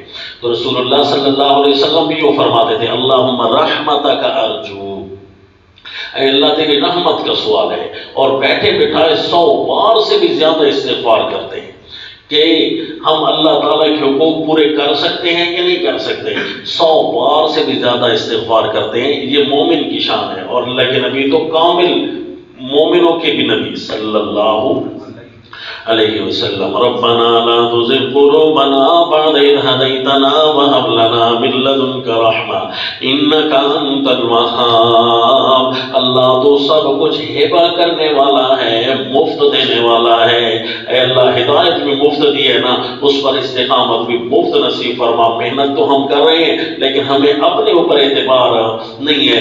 اللہم لا تکلنی الی نفسی طرفۃ عین، اے اللہ ہمیں اپنے نفس کے حوالے پلک جھپکنے کی مقدار بھی نہ کرنا، ورنہ ہم پتہ نہیں کیا سے کیا ہو جائیں گے۔ بعض اوقات تو اتنے ہو جائیں گے کہ ابلیس ہم سے پناہ مانگے گا جی۔ جہنم میں جا کر ابلیس کیا کہے گا؟ اصل شیطان کون ہے؟ اصل تو شیطان تم ہو، لا تلومونی ولوموا انفسکم، اصل قابل ملامت تو تم ہو۔ میں تو اپنے اللہ سے ڈرتا تھا، میں شیطان تھا نا، کافر تو نہیں تھا۔ دیکھا، اللہ تعالیٰ ہم سب کو بچائے۔ ہمیں اپنے اوپر زیادہ ڈر لگتا ہے نا، تو اس لیے مومن پھر دعا مانگتا ہے اللہ مجھے اپنے اوپر بڑا ڈر لگتا ہے کہیں میں ایسا نہ ہو جاؤں۔ ربنا انک جامع الناس لیوم لا ریب فیہ، یہ ہدایت استقامت کا دوسرا درجہ بیان ہو رہا تھا۔ اے اللہ میں مانتا ہوں حاکم مطلق تو ہے، اس جہان میں بھی تو ہے، اگلے جہان میں بھی تو ہے۔ اے رب ہمارے تو ہی جمع کرنے والا ہے لوگوں کا ایک ایسے دن کے لیے جس کے آنے میں کوئی شبہ نہیں ہے۔ ان اللہ لا یخلف المیعاد، کیونکہ وہ وعدہ اللہ کا کیا ہوا ہے۔ ویسے تو ہم یہ نہیں کہہ سکتے کہ اللہ نعوذ باللہ مجبور ہے وہ دن لانے میں، نہیں، اے اللہ تیرا اپنا وعدہ ہے، اگر تو چاہے تو اس کو لا سکتا ہے، اگر اللہ چاہے تو۔ وعدہ کرنے کے باوجود اللہ نے فرمایا فعال لما یرید، کہ میں کروں گا پھر وہی جو میری مرضی ہے میں کروں۔ یعنی وعدہ اللہ اگر پورا نہیں کرتا تو نعوذ باللہ اللہ جھوٹے ہو جائے گے نا جی نا۔ اللہ نے وعدے کے ساتھ یہ سٹیٹمنٹ بھی دی تھی کہ مرضی پھر بھی میری ہوگی، مرضی پھر بھی میری ہوگی۔ اس لیے رسول اللہ صلی اللہ علیہ وسلم جیسے ہی سورج یا چاند گرہن دیکھتے نا تو فوراً نماز کی طرف آ جاتے، کہیں یہ زندگی کا آخری لمحہ نہ چل رہا ہو، قیامت سے پہلے ہی تباہی کا فیصلہ نہ ہو جائے، کیونکہ اللہ قیامت کے دن ہی زمین کو ختم کرے اس بات پر اللہ مجبور تو نہیں ہے، کیونکہ اللہ نے ہر فیصلہ دے کر فرمایا فعال لما یرید، میں کروں گا وہی جو میری اپنی مرضی ہوگی، میں کسی فیصلے میں مجبور نہیں ہوں۔ ربنا انک جامع الناس، یہ تھا جی دور تفسیر کا عنوان کہ اب ربنا انک جامع الناس زائد نہ چلا جائے، تو زائد نہیں کیا نا جی، بس اسی لیے آپ کو یہاں بٹھایا جی ان الذین کفروا لن تغنیا۔ اچھا جی قضیہ الہیہ نمبر 1 پورا ہوا۔ اس ایک قضیے کے ساتھ اللہ نے خصوصی رحمت بھی فرمائی کہ اللہ نے ہمیں دلیل بھی دے دی، اور دلیل پر 2 تنویریں بھی پیش کر دی۔ 2 تنویریں کیا پیش کی کہ ساتھ ساتھ مومنوں کی توصیف کے بھی بیان کر دی ترغیباً کہ اس طرح مومن بننا تم بھی۔ تو دلیل کے اوپر ایمان لانے کا طریقہ بھی بتا دیا، اور فرمایا فیصلہ میرا پکا ہے کہ ان الذین کفروا بآیات اللہ لہم عذاب شدید واللہ عزیز ذو انتقام، یہ میرا پکا فیصلہ ہے، لہذا میرے اس فیصلے کو ماننا۔ اب فیصلہ نمبر 2، قضیہ الہیہ نمبر 2 آ گیا جی ان الذین کفروا لن تغنی عنہم اموالہم ولا اولادہم من اللہ شیئا۔ جتنا جتنا آپ آگے پڑھنا شروع ہو جائیں گے نا، آپ کو اپنے دعویٰ کی بارے میں تسلی ہونا شروع ہو جائے گی کہ واقعی یار ہم نے تو ٹھیک لکھا تھا۔ کیوں جی اللہ کریم جو یہی فرمانا چاہتے ہیں سورت کے اندر، ورنہ تو جی یاد رکھنے کے لیے بزرگوں نے پچھلی سورت کے ساتھ اس سورت کے بھی مضامین کے حصص بنائے ہیں۔ بھئی 4 مضامین پچھلی سورت میں بیان ہو رہے ہیں، 5 مضامین پچھلی سورت میں، 4 مضامین اگلی سورت میں، وہ صرف اور صرف دعوے توحید کو سمیٹنے کے لیے یہ طریقہ رکھا انہوں نے خلاصے کا۔ صرف عنوان توحید کو قرآن کے اندر سے ڈھونڈنے کے لیے نا یہ طریقہ انہوں نے رکھا ہے، ورنہ ان کا یہ ہرگز مطلب نہیں ہے کہ بس جی اس کے بعد اور قرآن نہ سمجھنا، باقی بھی تو قرآن ہے نا جی۔ قرآن کے اہم نکات میں سے ایک نکتہ توحید ضرور ہے، اس اعتبار سے حصص قصص دلائل انہوں نے بنائے ہیں، صرف وہ دعوے توحید۔ جبکہ دورہ تفسیر تو اس کا معنی نہیں تھا نا، دورہ تفسیر تو معنی ہے بھائی پورے قرآن کو دیکھیں بھائی اس کے اندر کیا مضامین ہیں جی، تو اس لیے مشکلات آ رہی ہیں ان الذی، لیکن حل ہو رہی ہے، یہ شکر پڑھیں مشکلات۔ کوئی ایسی آیت نہ آ جائے کہ میں اس آیت پر آپ کو کہوں جی پھر صحیح کبھی، ابھی تک تو مجھے اس کی تسلی خود نہیں ہو رہی کہ کیا کروں جی پھنس گیا ہوں۔ واقعی ہونا تو اسی طرح چاہیے، کیونکہ عربی آنے کا یہ معنی نہیں ہے، ترجمہ آ جانے کا معنی یہ تو نہیں ہے کہ ہم نے قرآن سمجھ لیا۔ یہ تو یہود و نصارہ بھی آتی ہے ان کو عربی جو یہود و نصارہ ہوں گے ان کو قرآن کا ترجمہ آتا ہے کہ نہیں آتا؟ مختلف کفار کے فرقوں نے بھی قرآن کے ترجمے کر رکھے ہیں کہ نہیں کر رکھے؟ اب کیا انہوں نے قرآن پڑھنے کا حق ادا کر دیا جی؟ نہ جی، وہ کیا حق تھا وہ اسی کے لیے بیٹھ گئے۔ یہ دوسرا لکھے نا جی قضیہ ثانیہ، دوسرا فیصلہ اللہ کا، قضیہ الہیہ نمبر 2 ان الذین کفروا لن تغنی عنہم اموالہم۔ یہ جو کافر انکار کرتے ہیں نا، ان کے انکار کی بنیاد کیا ہے؟ یہ مادہ پرست ہوتے ہیں۔ کیا جی؟ سامنے چیزیں، مادی چیزیں، سامنے دیکھی ہوئی چیزیں، بس اسی پر مر مٹتے ہیں، اسی کو اصل دنیا سمجھتے ہیں۔ سامنے نظر آنے والی چیزیں 2 قسم کی ہوتی ہیں، یا اموال ہوتی ہیں یا افراد ہوتے ہیں۔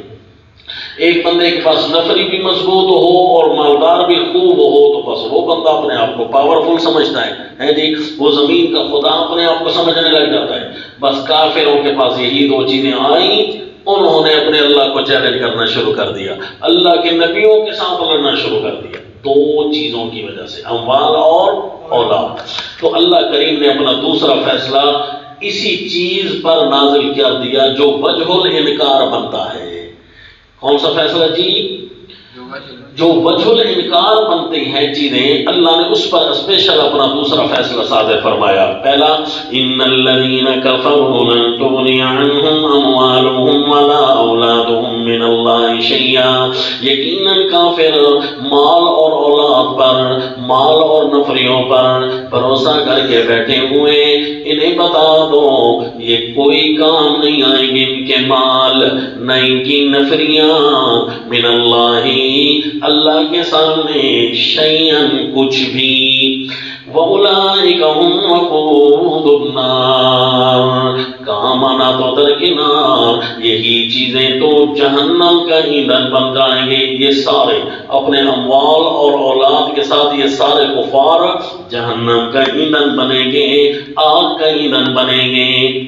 ان کے مال کیسے کام نہیں آئیں گے، تمہیں ہم ایک نمونہ دکھاتے ہیں۔ پہلا نمونہ دیکھ لو جی، کَذَبَ آلِ فِرْعَوْنَ وَالَّذِينَ مِن قَبْلِهِمْ۔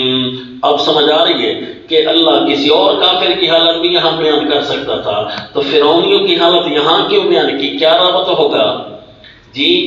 وجہ یہ ہے کہ یہ اللہ کے حکم چل رہے ہیں، قضایا چل رہے ہیں، اور سب سے پہلے اللہ کے احکام کو للکارنے کے لیے زمین پر حاکم اعلیٰ ہونے کا دعویٰ کرنے کے لیے فرعون آیا تھا، اور اس نے کہا تھا انا ربکم الاعلیٰ، تو اس لیے اللہ سب سے پہلے اسی کو سامنے لاتے ہیں کہ دیکھو جس نے زمین پر تم سب سے بڑا دعویٰ کیا تھا، کیا جی؟ انا ربکم الاعلیٰ۔ سیدنا موسیٰ علیہ الصلوۃ والتسلیم کو چیلنج دے رہا تھا، نعوذ باللہ۔ کَذَبَ آلِ فِرْعَوْنَ، جس طرح کی حالت ہوئی فرعونیوں کی، وَالَّذِينَ مِن قَبْلِهِمْ، باقی ساروں کو ایک ہی جملے میں بیان کر دیا، اور فرعونیوں سے پہلے جو گزر گئے ہیں، کَذَّبُوا، یا فرعونیوں سے پہلے، ان کفار سے پہلے جتنے بھی گزر چکے ہیں، جن میں فرعونیوں کے بعد والے، فرعونیوں سے پہلے والے، اور خود فرعونی سارے شامل ہو جائیں گے نا، ان سارے کفار کا اللہ نے کتابے کے ذریعے ایک ہی نمونہ بیان کر دیا۔ ان کی حالت کیا ہوئی ہے؟ جتنوں کی تمہیں ہسٹری معلوم ہے، کذبوا بآیاتنا، انہوں نے بھی تو ہماری آیتوں کو جھٹلایا تھا، فاخذهم اللہ بذنوبہم، پھر پکڑا اللہ نے ان کو ان کی گناہوں کی وجہ سے، یعنی گناہوں کی وجہ سے پکڑا۔ سب سے بڑا گناہ ان کا تکذیب بآیات اللہ تھی، نعوذ باللہ، اور اس کے بعد گناہ ان کے اور بھی وافر تھے۔ واللہ شدید العقاب، کیوں جی یہ جملہ حل ہوا نا کہ تکذیب بآیات اللہ کی تو فوراً عذاب کیوں نہیں آیا؟ وجہ کہ اللہ کے اپنی حکمت کا تقاضا تھا کہ ان کو نقطہ عروج پر یہ ٹچ ہوں گے نا، جب ان کے سارے جرائم مل کر، اس وقت عذاب آئے گا۔ تو تکذیب بآیات اللہ کے ساتھ دیگر گناہ جب شامل ہوئے نا، تو پھر آیا جی واللہ شدید العقاب، اور اللہ ہے سخت عذاب والا۔ اور شدید العقاب فرما کر اشارہ کر دیا، پہلا قضیہ جو ہمارا گزرا ہے نا، ان الذین کفروا لهم عذاب شدید واللہ عزیز ذو انتقام، اس کا نمونہ بھی سمجھ آ گیا۔ قل للذین کفروا، اچھا جی یہ قضایا کا انداز ہوگا کہ جب قضایا الہیہ بیان ہوں گے نا، ساتھ ساتھ اعلانات بھی نشر ہوں گے لفظ کل کے ساتھ۔ جتنے بھی ہم قضایا پڑھیں گے نا، ان کے ساتھ لفظ کل کے ساتھ کچھ اعلانات نشر ہوں گے۔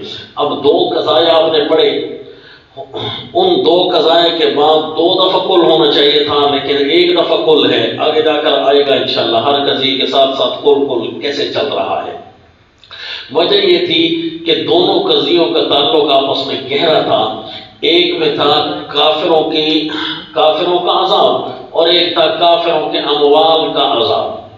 دونوں فیصلے چونکہ ایک رنگ کے تھے، تو اس لیے پہلا اعلان بعد القضایا، پہلا اعلان قل للذین کفروا ستغلبون وتحشرون الی جہنم وبئس المہاد۔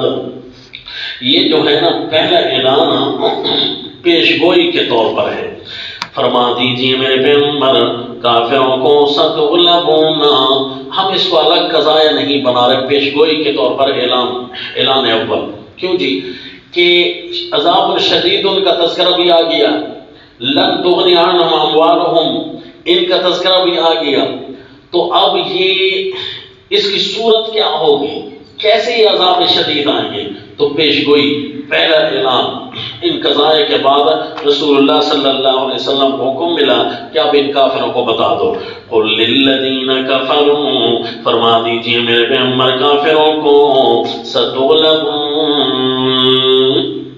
قل للذین، قل للکفار نہیں، قل للذین کفروا ہے، ساتھ ساتھ اشارے ہو رہے ہیں کہ کیوں عذاب ان پر آ رہے ہیں، کیوں عذاب ان پر آ رہے ہیں؟ کیونکہ انہوں نے حکم نامے کا براہ راست انکار کر رکھا ہے۔ ستغلبون، ضرور تم مغلوب ہو جاؤ گے، وَتُحْشَرُونَ یعنی دنیا میں مغلوب، وَتُحْشَرُونَ إِلَىٰ جَهَنَّمَ وَبِئْسَ الْمِہَادُ۔ آگے بھی ایک انشاءاللہ قضیہ آنے والا ہے، لیکن یہاں پر آپ نے لکھنا ہے سَتُغْلَبُونَ وَتُحْشَرُونَ، وہاں پر آپ کو بتاؤں گا کہ کُلِّ الَّذِينَ كَفَرُوا کے ساتھ مشابہ ہے ایک قضیہ، لیکن ابھی آپ نے نوٹ کرنا ہے زمین پر غالب آؤ گے اور بالآخر ہانکے جاؤ گے دوزخ کی طرف ہو۔ یہ کافروں کی پیشگوئی، کافروں کو پیشگوئی بتا دی گئی کہ تم نے زمین پر مغلوب ہونا ہے، کافروں سے فرما دو، اور پھر بالآخر جہنم میں تو ویسے بھی ہانکے جانا ہے، وَبِئْسَ الْمِہَادُ، اور ٹھکانہ وہ بھی بہت برا ہے۔ قَدْ كَانَ لَكُمْ آیَةٌ فِي فِئَتَيْنِ الْتَقَطَا، یہ قرآن کا اسلوب بڑا پیارا ہے نا، کہ اگر کہا جائے کہ زمین پر غالب ہو جاؤ، مغلوب ہوگے اور جہنم میں تمہیں ہانکا جائے گا، تو اگلا جو بدبخت ہوتا ہے نا تو وہ کہتا ہے اچھا پہلے تو ہمیں یہ بتاؤ نا کہ زمین پر ہم کیسے غالب آئیں گے، یہ ہمیں بتا دو۔ او آخرت او جہان کن یاد ہے اے جہان مٹھا تو اگلا کہنا مٹھا، اس کی تو بات ہی نہ کرو نا، اس کو تو ہم مانتے ہی نہیں ہے نا، یہ بتاؤ کہ زمین پر کیسے۔ تو پھر کہا گیا وہ جہان کی بات کہتے ہو کہ اس کی نہیں کرتے، بِئْسَ الْمِہَادُ، ٹھکانہ وہ بھی برا ہے۔ اب رہی زمین کی بات، اب جی نمونہ، قَدْ كَانَ لَكُمْ آیَةٌ، نمونہ اعلان، وہ پچھلا نمونہ قضیے کا تھا، یہ نمونہ اعلان کا ہے کہ زمین پر کیسے مغلوب ہوگو گے جی۔ قَدْ كَانَ لَكُمْ آیَةٌ فِي فِئَتَيْنِ الْتَقَطَا، تمہارے لیے ایک نمونہ ہے ان دو فوجوں میں، التقطا جن کا مقابلہ ہوا، فِئَةٌ تُقَاتِلُ فِي سَبِيلِ اللَّهِ، ایک فوج ہے جو لڑتی ہے اللہ کی راہ میں، اُخْرَىٰ کَافِرَةٌ، اور دوسری فوج ہے کافروں کی، يَرَوْنَهُمْ مِثْلَيْهِمْ رَأْيَ الْعَيْنِ، دیکھتے ہیں ان کافروں کو، مثلیہم اپنے سے دو چند، رأی العین سری آنکھوں سے۔ کیا مطلب جی؟ اس آیت کے دو مطلب بیان کیے جاتے ہیں۔ پہلے تو ہم جو بہاؤ چل رہا ہے نا اس کے مطابق ہم دیکھتے ہیں کہ چونکہ اخرى کافرتن کے ساتھ لگا ہے، یرونہم ضمیر کا مرجع جو قریب ہوتا ہے نا وہ اولا ہوتا ہے، یرونہم کافر دیکھتے اپنے آپ کو، مثلیہم ان کا دگنا، کافر دیکھتے اپنے آپ کو ان مومنوں کا دگنا، مثلیہم رأی العین، لیکن یہ صرف آنکھوں کا دیکھنا تھا۔ یہ کیا تھا؟ آنکھوں کا دیکھنا، حقیقت کچھ اور تھی۔ کیا تھا جی؟ کہ وہ جو 313 ہے نا، آنکھوں میں تو تھوڑے نظر آ رہے ہیں، تم آنکھوں میں تو زیادہ نظر آ رہے ہو، یہ صرف آنکھوں کی جنگ ہے، حقیقی جنگ کا جب ہاتھوں کے ساتھ پتہ چلے گا نا تو 313 غالب آ جائیں گے۔ ایک جی، اور دوسرا کہ اخرى کافرۃ یرونہم مثلیہم، کہ کافر ان کو لڑائی کے وقت دیکھتے، پہلے تو تھوڑا تھا لیکن کافر ان مومنوں کو لڑائی کے وقت یوں دیکھتے کہ یہ تو جی ہم سے بھی ڈبل ہیں، ہم سے بھی زیادہ ہیں، کیوں جی فرشتوں کی فوجیں جب اتری نا تو اب کافروں کو کچھ اور نظر آنے لگا، یرونہم مثلیہم رأی العین، کہ یہ تو جی ہم سے بھی دگنا ہے۔ اللہ نے فرمایا کہ دیکھا تھے تم سے تھوڑے لیکن ہم نے تمہیں آنکھوں میں صرف زیادہ کر کے دکھایا ہے۔ یہ اللہ کی نشانیاں ہیں کہ اللہ یوں بھی غالب کر سکتا ہے، آنکھیں کچھ اور دیکھنا چاہتی ہیں لیکن اللہ آنکھوں کو بھی ختم کر دیتا ہے، ان کی دیکھ کو بھی اللہ جھٹلا دیتا ہے۔ اتنا ڈروپ اللہ بتا رہا ہے۔ یہ دیکھو نا سورہ الانفال آیت نمبر 43 میں، اِذْ یُرِیکَہُمُ اللَّهُ فِی مَنَامِکَ قَلِیلًا، جب اللہ نے وہ کافر دکھلائے آپ کو آپ کے خواب میں تھوڑے، وَلَوْ أَرَاکَهُمْ کَثِیرًا لَفَشِلْتُمْ وَلَتَنَازَعْتُمْ فِی الْأَمْرِ، اگر اللہ تمہیں سورہ الانفال آیت نمبر 43، اگر اللہ وہ کافرات کو خواب میں زیادہ دکھاتا لَفَشِلْتُمْ تو تم لوگوں نامردی کرتے، بزدلی کر بیٹھتے ہیں، وَلَتَنَازَعْتُمْ فِي الْأَمْرِ اور تم اپنے کام میں جھگڑ پڑتے ہیں کہ ہم نہیں لگتے جی وہ تو بہت زیادہ ہیں، حالانکہ تھے زیادہ، اللہ نے خواب میں کم دکھائے، وہی دکھائے جن مردودوں نے مرنا تھا، مغلوب ہونا تھا، اللہ نے صرف انہی کو دکھلایا۔ وَإِذْ يُرِيكُمُوهُمْ إِذِ الْتَقَيْتُمْ فِي أَعْيُنِكُمْ قَلِيلًا اور جب اللہ نے دکھایا، یُریکم اللہ نے جب تمہیں دکھایا، ہم ان کافروں کو، اِذِ الْتَقَيْتُمْ جب تم آپس میں لڑے نا، اللہ نے تمہیں وہ کافر دکھائے، فِي أَعْيُنِكُمْ تمہاری آنکھوں میں قَلِيلًا بہت تھوڑے، مومنوں کو نظر آ رہے تھے کہ کافر بہت تھوڑے، وَيُقَلِّلُكُمْ فِي أَعْيُنِهِمْ اور اللہ تمہیں تھوڑا دکھا رہا تھا ان کی آنکھوں میں، یُقَلِّلُكُمْ اور اللہ تم کو تھوڑا دکھلا رہا تھا، تھوڑا کر رہا تھا اللہ تم کو ان کی آنکھوں میں، تاکہ وہ بھی بڑھ بڑھ کر آئے نا، حملہ کرے نا، بھئی یہ مومن تھوڑے ہیں اس لیے ہم زیادہ ہیں، يَرَوْنَهُمْ مِثْلَيْهِمْ رَأْيَ الْعَيْنِ اپنے آپ کو زیادہ دیکھ رہے تھے اور مومنوں کو تھوڑا دیکھ رہے تھے، اور مومن واقعی جو ہے اِذْ يُرِيكُمُوهُمْ إِذِ الْتَقَيْتُمْ فِي أَعْيُنِكُمْ قَلِيلًا مومن ان کو تھوڑا دیکھ رہے تھے، حقیقت میں مومن خود تھوڑے تھے، لیکن دیکھنے کے اعتبار سے بہادری اتنی غالب تھی کہ 1000 ہیں نا، زیادہ سے زیادہ 2000 بھی آ جائیں تو یہ ہمارے ہاتھ میں، یہ وہی ہیں، یہ کافر ہیں، یہ مشرک ہیں، یہ بھاگنے والے ہیں۔ تو مومنوں کو زیادہ تعداد ہونے کے باوجود کافر کیسے تھوڑے نظر آ رہے تھے، بھائی نہیں یہ کوئی اسی کام کے نہیں ہے، یہ سارے کے سارے بھاگنے والے ہیں۔ اور کافر اپنے آپ کو کیا دیکھ رہے تھے جی؟ اپنی آنکھوں کے اندر بہت زیادہ دیکھ رہے تھے، مثلہم ڈبل دیکھ رہے تھے، لیکن صرف آنکھوں کا دھوکا۔ واللہ یؤید بنصرہ من یشاء دیکھ لیا تم نے میدان بدر کے اندر کیا حال ہوا، میدان بدر کے اندر اللہ نے مدد کیسے نازل کی، تباہیاں چڑھی کہ نہ چڑھی؟ تو اے کافرو اسی طرح ہماری پیشگوئی ہے کہ تم مغلوب ہو جاؤ گے، غلبہ ہونے کے باوجود تم مغلوب ہو گئے، تو پھر جب مغلوب ہو گئے اس وقت تو تمہارا مغلوب ہونا بدری کے اولا ہے، غالب ہونے کی صورت میں بھی مغلوب ہو گئے تھے، کیونکہ اس دن ان کا نعرہ تھا لا غالب لکم اليوم من الناس، شیطان ابلیس نے ان کو نعرہ رٹوایا تھا، لا غالب لکم اليوم من الناس وانی جار لکم، میں شیطان تمہارے ساتھ ہوں میں تمہارے ساتھ ہوں، تمہارے اوپر آج کوئی، تو اللہ نے اس غلبے والے نعرے کے باوجود تمہیں مغلوب کر دیا تھا، بلا نمونہ کہ نہ ملا، اسی طرح ہماری پیشگوئی ہے کہ تم مغلوب ہو جاؤ گے۔ ان فی ذلک لعبرۃ لأولی الابصار بے شک اس بات میں بہت بڑی عبرت چھپی ہوئی ہے دیکھنے والوں کے لیے، اگر ان کی آنکھیں ہیں، عقل والی آنکھیں ہیں، تو ان کے پاس بہت بڑی عبرت چھپی ہوئی ہے۔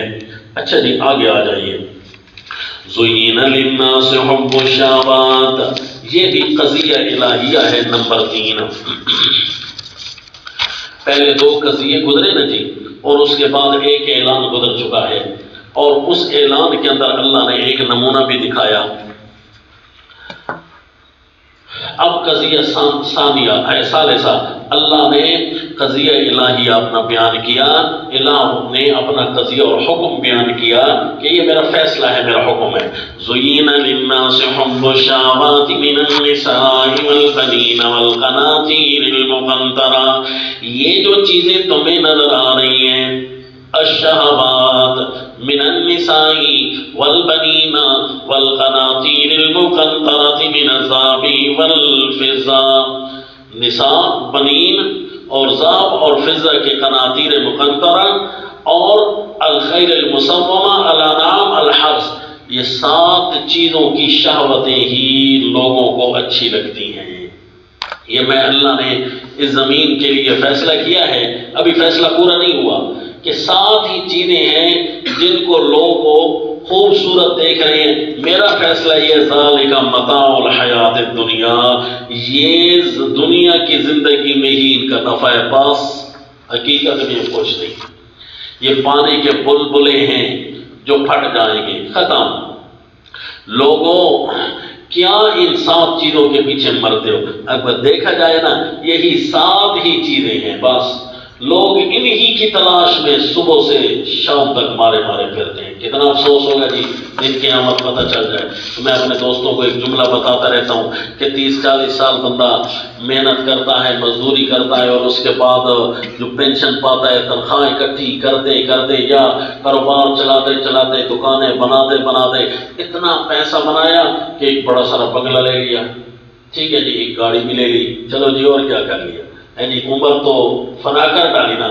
اور پھر تھوڑا سا چھت پر چڑھے، جہاز پر چڑھے، نیچے دیکھے نا جی جتنی اونچی جگہ پر، تو اپنا اتنا بڑا سارا گھر اسے کس طرح لگے گا، ایک چھوٹی سی ٹھیکری لگے گا، جس کے بارے میں بندہ سوچ کر بھی شرمندہ ہو جائے گا. یہی وہ ٹھیکری ہے جس کے لیے ہمیں 40 سال میں نے لگا دی. انا للہ و انا الیہ راجعون. آپ تو اپنے گھر میں ایک ٹھیکری دیکھ رہے ہیں، جبکہ پوری زمین اللہ کے یہاں ایک دن کا بھی نہیں ہے. تو کیا خیال ہے ان چیزوں کے ساتھ لو لگانا چاہیے؟ چلو لو لگاتے بھی صحیح، دل لگاتے بھی صحیح، تو یہ کچھ وقت تو دیتی نا ہمیں، وقت ہی نہیں ہے. اچانک ایکسپائر ہو جاتا ہے بندہ، اچانک بندہ مر جاتا ہے، کسی کو پتہ ہے نہیں. تو لہذا یہ ساری شہوات ہیں. اگر شہوات نہ ہوں، ان چیزوں کی ضروریات تک ہوں، تو پھر ان کے طور طریقے استعمال کے تمہیں بتا دیے پیچھے. وہ سارے سورہ البقرہ کے اندر ہم پڑھ چکے ہیں کہ شہوات سے اگر پاک ہونا ہے، ان چیزوں کی شہوتیں نہیں لینی، یعنی شہوت کہتے ہیں مرغوب ہونا. ان کے اندر اگر رغبت نہیں کرنی نا، تو پھر ان کو ضرورت کے لیے استعمال کرنا ہے. تو اس کے استعمال کا طریقہ احکام کی صورت میں اللہ نے سورہ البقرہ میں بتا دیا ہے. یہ عورتیں ہیں یا بیٹے ہیں، کیونکہ جو بیٹے ہوتے ہیں نا، ان پر والدین کو بڑا ناز ہوتا ہے. اگرچہ بعض اوقات بیٹیاں بھی ایسی ہوتی ہیں جو کہ نام روشن کر رہی ہوتی ہیں، لیکن چونکہ غلبہ ایسا ہے کہ ان کے سلسلہ نسل مردوں سے چلتا ہے، تو اس لیے جن لوگوں کو اپنے بیٹوں سے زیادہ چاہت ہوتی ہے. جبکہ یہ نظریہ اسلام نے آ کر بدل ڈالا کہ نہیں جی، سارے انسان تو انسانیت میں برابر ہیں. والقناطیر المقنطرۃ من الذهب والفضة، اور خزانے جو جمع کیے ہوئے ہیں سونے اور چاندیوں کی. والخیل المسومۃ والانعام والحرث، اور گھوڑے جو نشان لگائے ہوئے ہیں. والانعام والحرث، اور مویشی. والحرث، اور کھیتیاں. اچھا، انعام کے اندر گھوڑے بھی آ گئے تھے، کیونکہ 4 پاؤں والے کو انعام سے تعبیر کرتے ہیں، مویشی. تو الخیل بھی اس کے اندر آ گیا.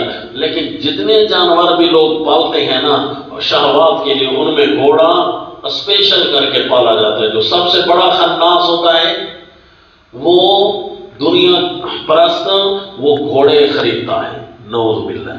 چھوٹے چھوٹے جو خناس ہوتے ہیں دنیا پرست، وہ کوئی کبوتر، کوئی ککڑ، زیادہ سے زیادہ ہیں جی.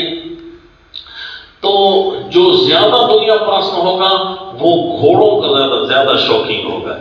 اور یاد رکھنا، یہ نبی پاک صلی اللہ علیہ وسلم نے فرمایا کہ یہ بڑے متکبر لوگ ہوتے ہیں، تو اس کا بھی آپ نے خیال رکھنا ہے. اور گھوڑا ایک ایسی چیز ہے، اگر جہاد کی نیت سے پالا جائے تو یہ انبیاء کا کام ہے، پھر یہ دنیا پرستوں کا کام نہیں بلکہ انبیاء کا کام ہے. سیدنا سلیمان علیہ الصلوۃ والتسلیم نے گھوڑے پالے تھے، اور گھوڑے پال کر ان کے ساتھ پیار کرتے تھے. مسحا بالسوق والاعناق، ان کے پاؤں پر، پنڈلیوں پر، ان کی گردن پر ہاتھ پھیرتے اور فرماتے انی احببت حب الخیر عن ذکر ربی. بس جی گھوڑے پالے سارے زندگی. کیا کر لیا جی تم نے؟ لمبے لمبے تورے. ہمارے علاقوں میں جو گھوڑے پالتے ہیں نا وہ لمبے لمبے تورے پہنتے ہیں، اور غیر مسلم علاقوں میں جو گھوڑے پالتے ہیں تو ان کے اندر اپنے ان کے ڈیزائن کے لباس ہوتے ہیں، پینٹ شرٹ اور یہ وہ. اور ساروں کا خلاصہ یہی ہے، لاکھوں کروڑوں روپے صرف کرو جی صرف گھوڑا میرا خوبصورت ہے، یہ کہنے کے لیے. انا للہ و انا الیہ راجعون. تو اس کو کہتے ہیں شہوات. اس لیے اللہ نے اس کو اسپیشل ذکر کیا الخیل مسومہ، اصیل گھوڑے، والانعام والحرث، کھیتیاں بہت زیادہ، ذالک متاع الحیات الدنیا واللہ عندہ حسن المآب. اللہ کا فیصلہ یہ ہے جو اللہ کے پاس ہے وہ ٹھکانہ بڑا اچھا ہے. ٹھکانہ اچھا ہے تو پھر اس کا کھانا کتنا اچھا ہوگا.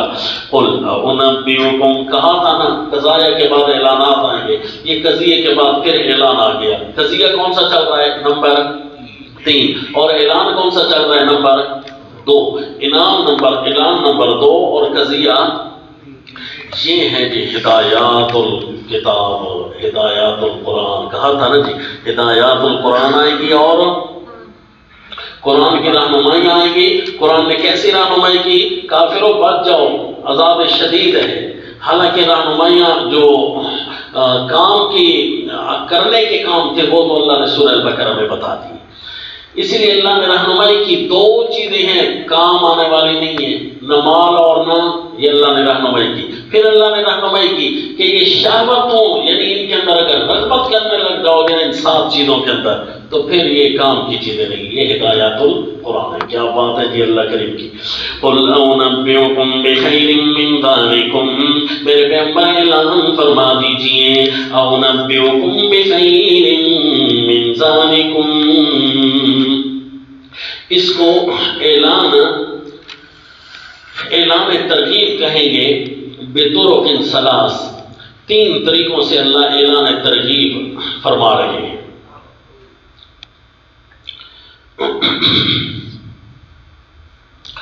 یہ جو پیچھے لکھا تھا قل للذین کفروا ستغلبون، یہ اعلان اس کے ساتھ آپ نے لکھنا تھا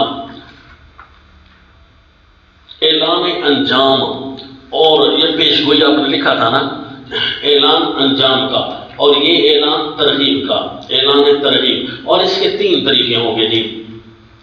ایک طریقہ اللہ کریم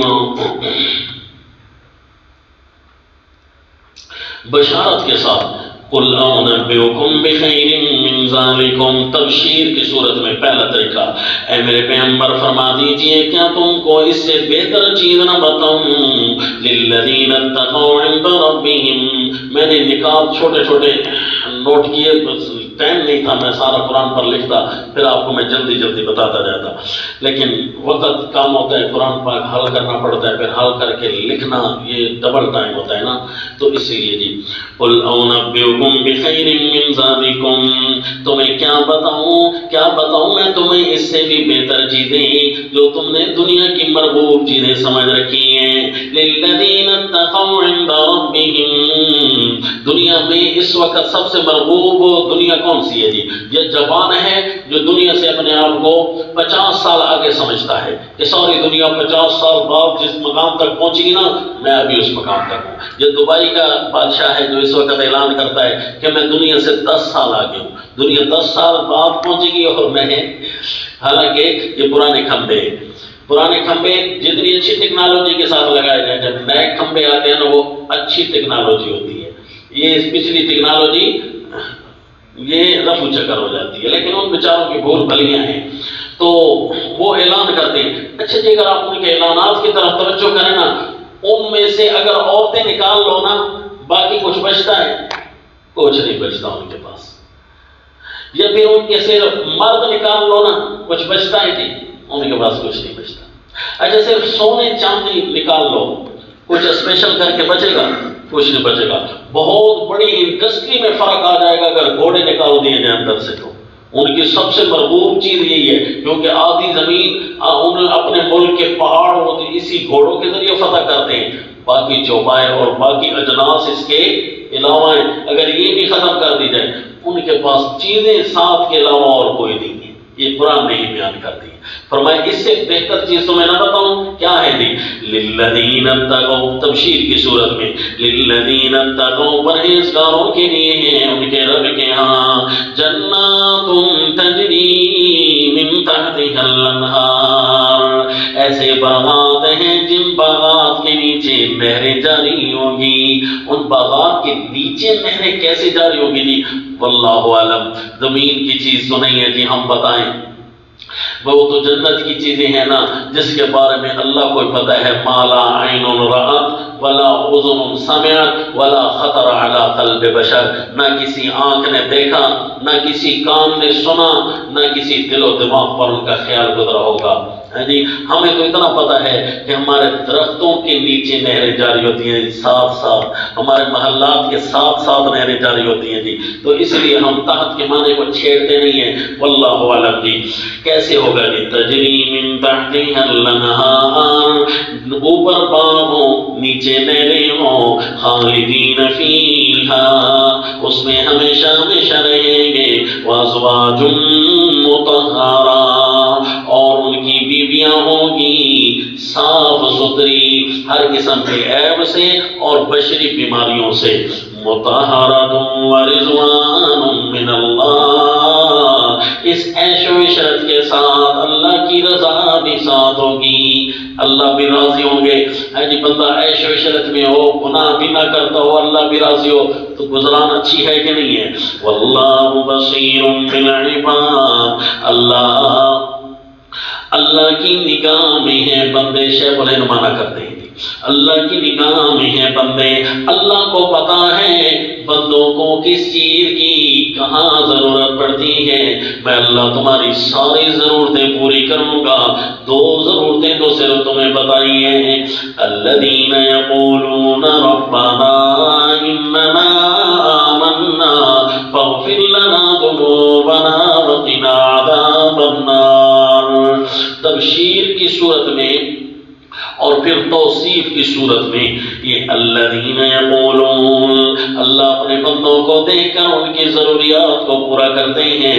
اللہ کن بندوں کی ضروریات پوری کریں گے جی جنت میں؟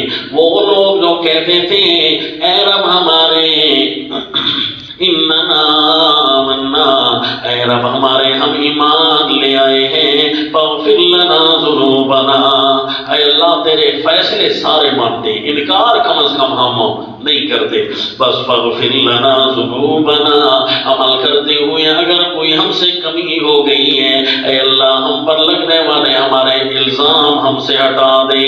بھئی تو نے فلاں کام کیے، کیوں کیا؟ یہ الزام ہوتا ہے نا، تو ذنب پیچھے دم کو کہتے ہیں، تو ذنب سے ضرور نکلا، ذنب اسی سے نکلا کہ یوں کہ الزام ہوتا ہے نا اللہ کی طرف سے، بھئی کوئی اعتراض نہ لگے، کوئی الزام عائد نہ ہو آپ پر، اللہ کریم فرمائے کہ یہ کام تو نے کیوں کیا ہے، تو اسی کو معافی کا کہا جا رہا ہے، فاغفر لنا ذنوبنا وقنا عذاب النار، اے اللہ ہمیں دوزخ کے عذاب سے بچا، الصابرین، میں اپنے ان بندوں کو جانتا ہوں، بالعباد، اللہ بصیر بالعباد، میں اپنے ان بندوں کو جانتا ہوں انہیں کیا ضرورت پیش آئیں گی، میرے یہ بندے ہیں، یہ بندے وہ ہیں جو مومن ہیں، اور آپ کو پتہ ہے نا کہ اللہ نے مومن لوگوں کے پیچھے سورۃ البقرہ میں بھی دو صفتیں بیان کی تھی، دو قسم کے لوگ، مخلص مومن جن کا یہ تذکرہ گیا، اور دوسرے کامل مومن، کامل مومنوں کا تذکرہ،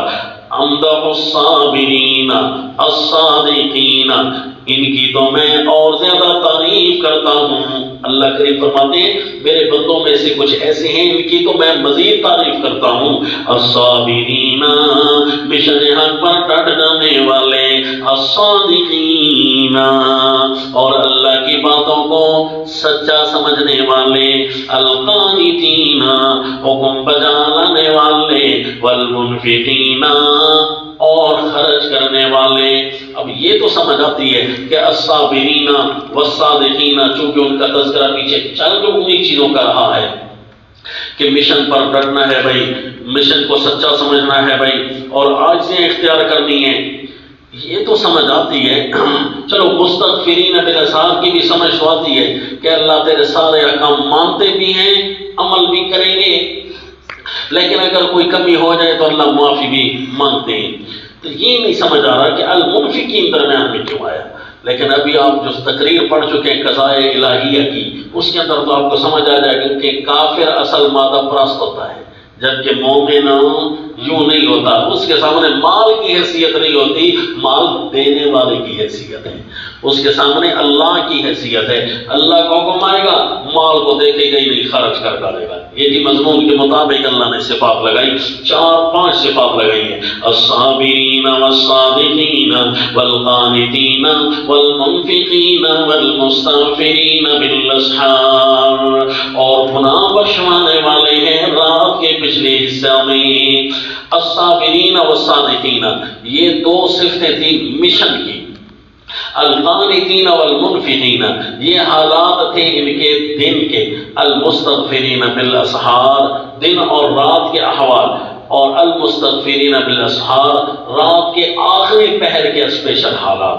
یہ ان کی تو تعریف، تو یہ جی توصیف کے ذریعے اللہ نے ترغیب دی، کیونکہ میں نے کہا تھا نا 3 طریقوں سے ترغیب اس اعلان کے اندر ہوگی، پہلی تبشیر کی صورت میں، اور اب توصیف کی صورت میں، اور تیسری چیز آ رہی ہے شہید اللہ انہ، ترغیب اس طرف آ رہی ہے جی، شہید اللہ انہ،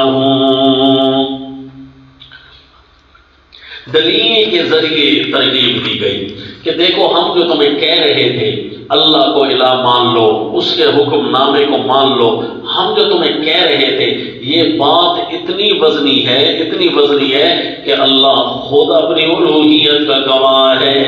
شہید اللہ انہ، جس فیصلے کا اللہ خود گواہ ہو وہ فیصلہ تو ماننے کی چیز ہے، سب سے افضل چیز ہے، اعلیٰ چیز ہے۔ اللہ کیسے گواہ ہے؟ کیونکہ اللہ نے خود جو حکم نازل کیا، نزل علیک الکتاب بالحق، اللہ لا الہ الا هو الحی القیوم۔ آ جاؤ جی، شہید اللہ انہ لا الہ الا هو والملائکۃ وَأُولُو الْعِلْمِ قَائِمًا بِالْقِسْطِ، فرشتے بھی اللہ کی اسی بات کی گواہی دیتے ہیں کہ اللہ کے علاوہ کوئی بھی حاکم مطلق نہیں، وَأُولُو الْعِلْمِ، اور علم والے بھی وہی گواہی دیتے ہیں، قَائِمًا بِالْقِسْطِ، اہل علم بھی کیا گواہی دیتے ہیں؟ قائمًا بالقسط، لا الہ الا ہو کے ساتھ لگا کہ اللہ کے علاوہ کوئی بندگی کے لائق نہیں، وہی انصاف کا حاکم ہے۔ قائمًا بالقسط، کہ اللہ انصاف کا حاکم ہے، اس بات کی گواہی دیتے ہیں۔ اور یہ قائمًا بالقسط یہ اولو العلم کے ساتھ لگے تو مانا کہ اہل علم اگر انصاف کا دامن تھام کے رکھے نا، پھر اس کا مطلب یہ ہے کہ وہ یہ گواہی دیے بغیر نہیں رہ سکیں گے کہ شہید اللہ انہ لا الہ الا ہو۔ لہذا اللہ کی گواہی، فرشتوں کی گواہی اور اہل علم کی گواہی سے ہی لگا، حاکم مطلق اللہ ہے، انصاف والا حاکم وہی ہے، لا الہ الا ہو، سو ثابت یہی ہوا۔ دیکھو جی پچھلے 2 اعلانات سے، 3 قضیوں سے جو بات ثابت ہوئی وہ یہی، لا الہ الا ہو، اللہ کے علاوہ کوئی بھی حاکم نہیں ہے، العزیز، اللہ ہی حاکم کیوں ہے کہ ہر ایک پر غالب ہے، اور جو نہ مانے اسے پکڑ سکتا ہے، اے اللہ ابھی تک پکڑا کیوں نہیں؟ فرمایا الحکیم، جب میری حکمت کا تقاضا ہوگا میں اس کو پکڑوں گا۔ 70 سال ہو گئے، شرک کے پرانے لوگ ہیں، ان کو اللہ تعالیٰ ابھی تک نہیں پکڑا۔ فرمایا الحکیم، جب میری حکمت کا تقاضا آتا ہے نا تو میں اس وقت پھر پکڑتا ہوں جی۔ تو یہ لا الہ الا اللہ کے بارے میں قضایا چل رہے تھے۔ اب جو قضایا چلے گے نا جی، وہ نزل علیک الکتاب بالحق، اس اعتبار سے قضایا چلے گے جی۔ کیوں جی؟ کہ دعویٰ کا حصہ تھا نا کہ قضائل الہیہ، کہ الہ بھی اللہ ہے اور فیصلے بھی اسی کے حق ہیں۔ تو چونکہ یہی باتیں تھی نا، تو اب 3 قضیے اسی بات پر پیش کیے کہ اللہ کو مانو، اللہ کو مانو، جس وجہ سے تم اللہ کی باتوں کا انکار کرتے رہے وہ وجہ تمہیں بچانے والی نہیں ہے۔ اس کے بارے میں فیصلہ یہ ہے کہ وہ صرف اور صرف دنیا کے 4 دن کی چاندنیاں ہیں، حقیقت میں وہ کچھ نہیں ہے۔ تو لہذا اللہ یہ حاکم مطلق ہے، اس کی طرف آ جاؤ مان لو۔ اب جی اللہ تعالیٰ کے قضایا کی باتیں ہوں گی نا کہ حکم نامہ نازل صرف اللہ کر سکتا ہے، تو اسی رنگ سے اب اگلے قضائے آئیں گے جی. ان الدین عند اللہ اسلام، قضیہ نمبر 4، قضیہ الہیہ نمبر 4. چوتھا قضیہ اللہ کریم نے پیش کر دیا، میرا فیصلہ ہے اللہ کے نزدیک دین صرف اسلام ہے، اس کے علاوہ جتنے بھی دین ہیں نا وہ سارے کے سارے فضول ہیں، کوئی دین نہیں ہے. سب سے اچھا دین ایک ہے، دین کفر، دین شرک، دین ابی جہل، دین بدعت، دین جمہوریت، دین فرعون، یہ سارے کے سارے باطل ادیان ہیں. لیظہرہ علی الدین کلی، اسلام آیا ان سارے ادیان باطلہ پر غلبہ پانے کے لیے. وَمَا اخْتَلَفَ الَّذِينَ أُوتُوا الْكِتَابَ. اچھا یہ قضیہ بھی ہے نا، اور قضیہ کے اندر اسئلہ اربع کا حل بھی ہے. چار سوالوں کا حل بھی ہے. اے اللہ، دین تو شروع ہی سے جب زمین پر آئے ہیں انسان، اس وقت سے دین اگر اسلام ہی ہے تو واقعی اللہ کے نزدیک دین تو ایک ہی رہا ہے، اسلام. تو پھر یہ اختلاف کس نے ڈالا، اختلاف کس نے کیا، یہ پہلا سوال ہے. اور پھر اختلاف اگر جس نے بھی کیا تو کیوں کیا، اور اختلاف اگر کیوں کیا تو کب کیا ہے انہوں نے. اچھا جب اختلاف کیا ہے تو پھر ان کا بنا کیا ہے. تو یہ 4 سوال ہوں گے جی، ان 4 سوالوں کا جواب ہوگا. مختلف الذین اوتوا الکتاب، اختلاف تو مولویوں نے ڈالا، اوتوا الکتاب جن کو کتاب دی گئی تھی. کتاب اصل میں ان ملمنڈوں نے ڈالا. جاہل تو میرا ہی جاہل ہوتا ہے نا، جاہل یہ نہ کہے کہ شکر ہے میں بچ گیا جی، نہ جنا اس کو بھی 2 لگے گی. اگر ان کو 2 لگے گی نا، 2 کیس ان پر بنیں گے کہ منکر بھی تھے اور مولوی ہو کر منکر تھے، اور تم جاہل تھے اور جاہل ان غلط لوگوں کے پیچھے چلے کیوں تھے تم. تو لہذا تمہارا بھی انہوں نے گمراہ کیا ہے اور خود بھی گمراہ تھے، اور تم بھی گمراہ تھے اور گمراہوں کے پیچھے تو چلے، دونوں کے عذر ہیں. لہذا لکل ضعف، قرآن میں دونوں کو دگنا عذاب ہوگا. مختلف الذین اوتوا الکتاب، کتاب والے یہ علماء، یہ ہر فرقے کے مولوی، اور یہ اگر کتاب اللہ کی طرف نظر صحیح ڈالتے نا، اور پھر دنیا کے کتے نہ بنتے، دنیا کے بھوکے نہ ہوتے نا، تو اللہ کے دین کو قائم کرنے والے ہوتے. اے علماء اکرام، ہاتھ باندھتا ہوں اور میرے لیے بھی دعا کرنا کہ اللہ کریم ہمیں بھی استقامت علی الدین نصیب فرمائے. آپ کو کہتا ہوں نا، محنت کر لیں، توجہ کر لیں، پڑھائی کے ٹائم پڑھائی کریں، جو کھیلنے کا ٹائم ہے بے شک کھیلیں. تو اللہ کریم کی باتوں کی طرف توجہ تو کریں، سمجھے تو صحیح، ورنہ اللہ ابتدا ہی نہیں سے لے رہا ہے. یہ ان اگوان مختلف الذین اوتوا الکتاب، اختلاف ڈالا تھا مولویوں نے، پڑھے لکھے لوگوں نے، کتاب والے لوگوں نے اختلاف ڈالا. الا من بعد ما جاءهم العلم، کب اختلاف ڈالا جی؟ علم آ جانے کے بعد اختلاف ڈالا. ان کو اللہ نے علم دیا، اس علم کے زور سے صحیح دلائل بھی لے سکتے تھے، لیکن ضد میں آ کر انہوں نے ان دلائل کا الٹا رخ لے لیا. الا من بعد ما جاءهم العلم بغيا بينهم، یہ کیوں اختلاف ڈالا؟ اور آپس کی ضد کی وجہ سے، حسد کی وجہ سے. انا للہ و انا الیہ راجعون. ومن یکفر بآیات اللہ، اے اللہ پھر ان کا بنے گا کیا؟ فرمایا جو بھی اللہ کے حکموں کا انکار کرتا ہے، آیات اللہ کے حکموں کا انکار کرتا ہے، فإن اللہ سریع الحساب، اللہ جلد حساب لینے والا ہے. تو یہ قضیہ نمبر 4 تھا. تو اس کے بعد پھر قل آ گیا جی، قضیے کے بعد پھر اعلان. فإن حاجوک فقل، اے میرے پیغمبر اگر تو اس سے جھگڑے دین اسلام کے نام پر، فقل اسلمت وجہی للہ ومن اتبعن، تو آپ فرما دیجیے میں نے اپنے آپ کو تابع کر لیا ہے اللہ کے.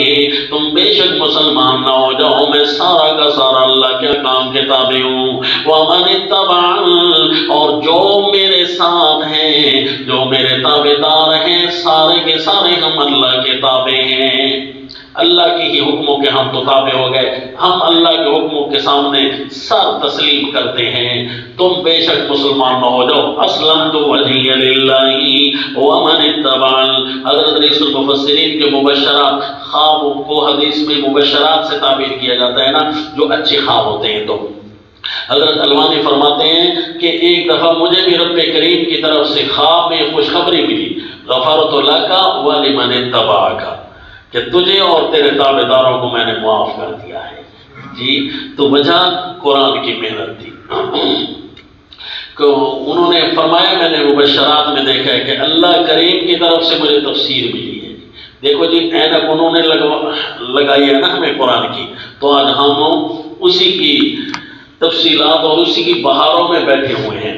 تو رسول اللہ صلی اللہ علیہ وسلم کے کامل اتباع کرنے والے لوگ وہی تھے جی۔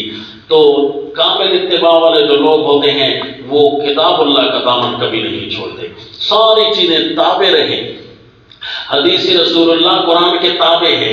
تابع ہونے کا پھر یہ معنی بھی نہیں ہے کہ منکر حدیث مت دو، انا للہ و انا الیہ راجعون۔ شیطان ہے نا جی، بریکیں نہیں لگنے دے گا، کہیں سے بھی ڈالو، کہیں بالکل انکار حدیث کروا دے گا، قرآن کی محبت میں غلو کروا کے۔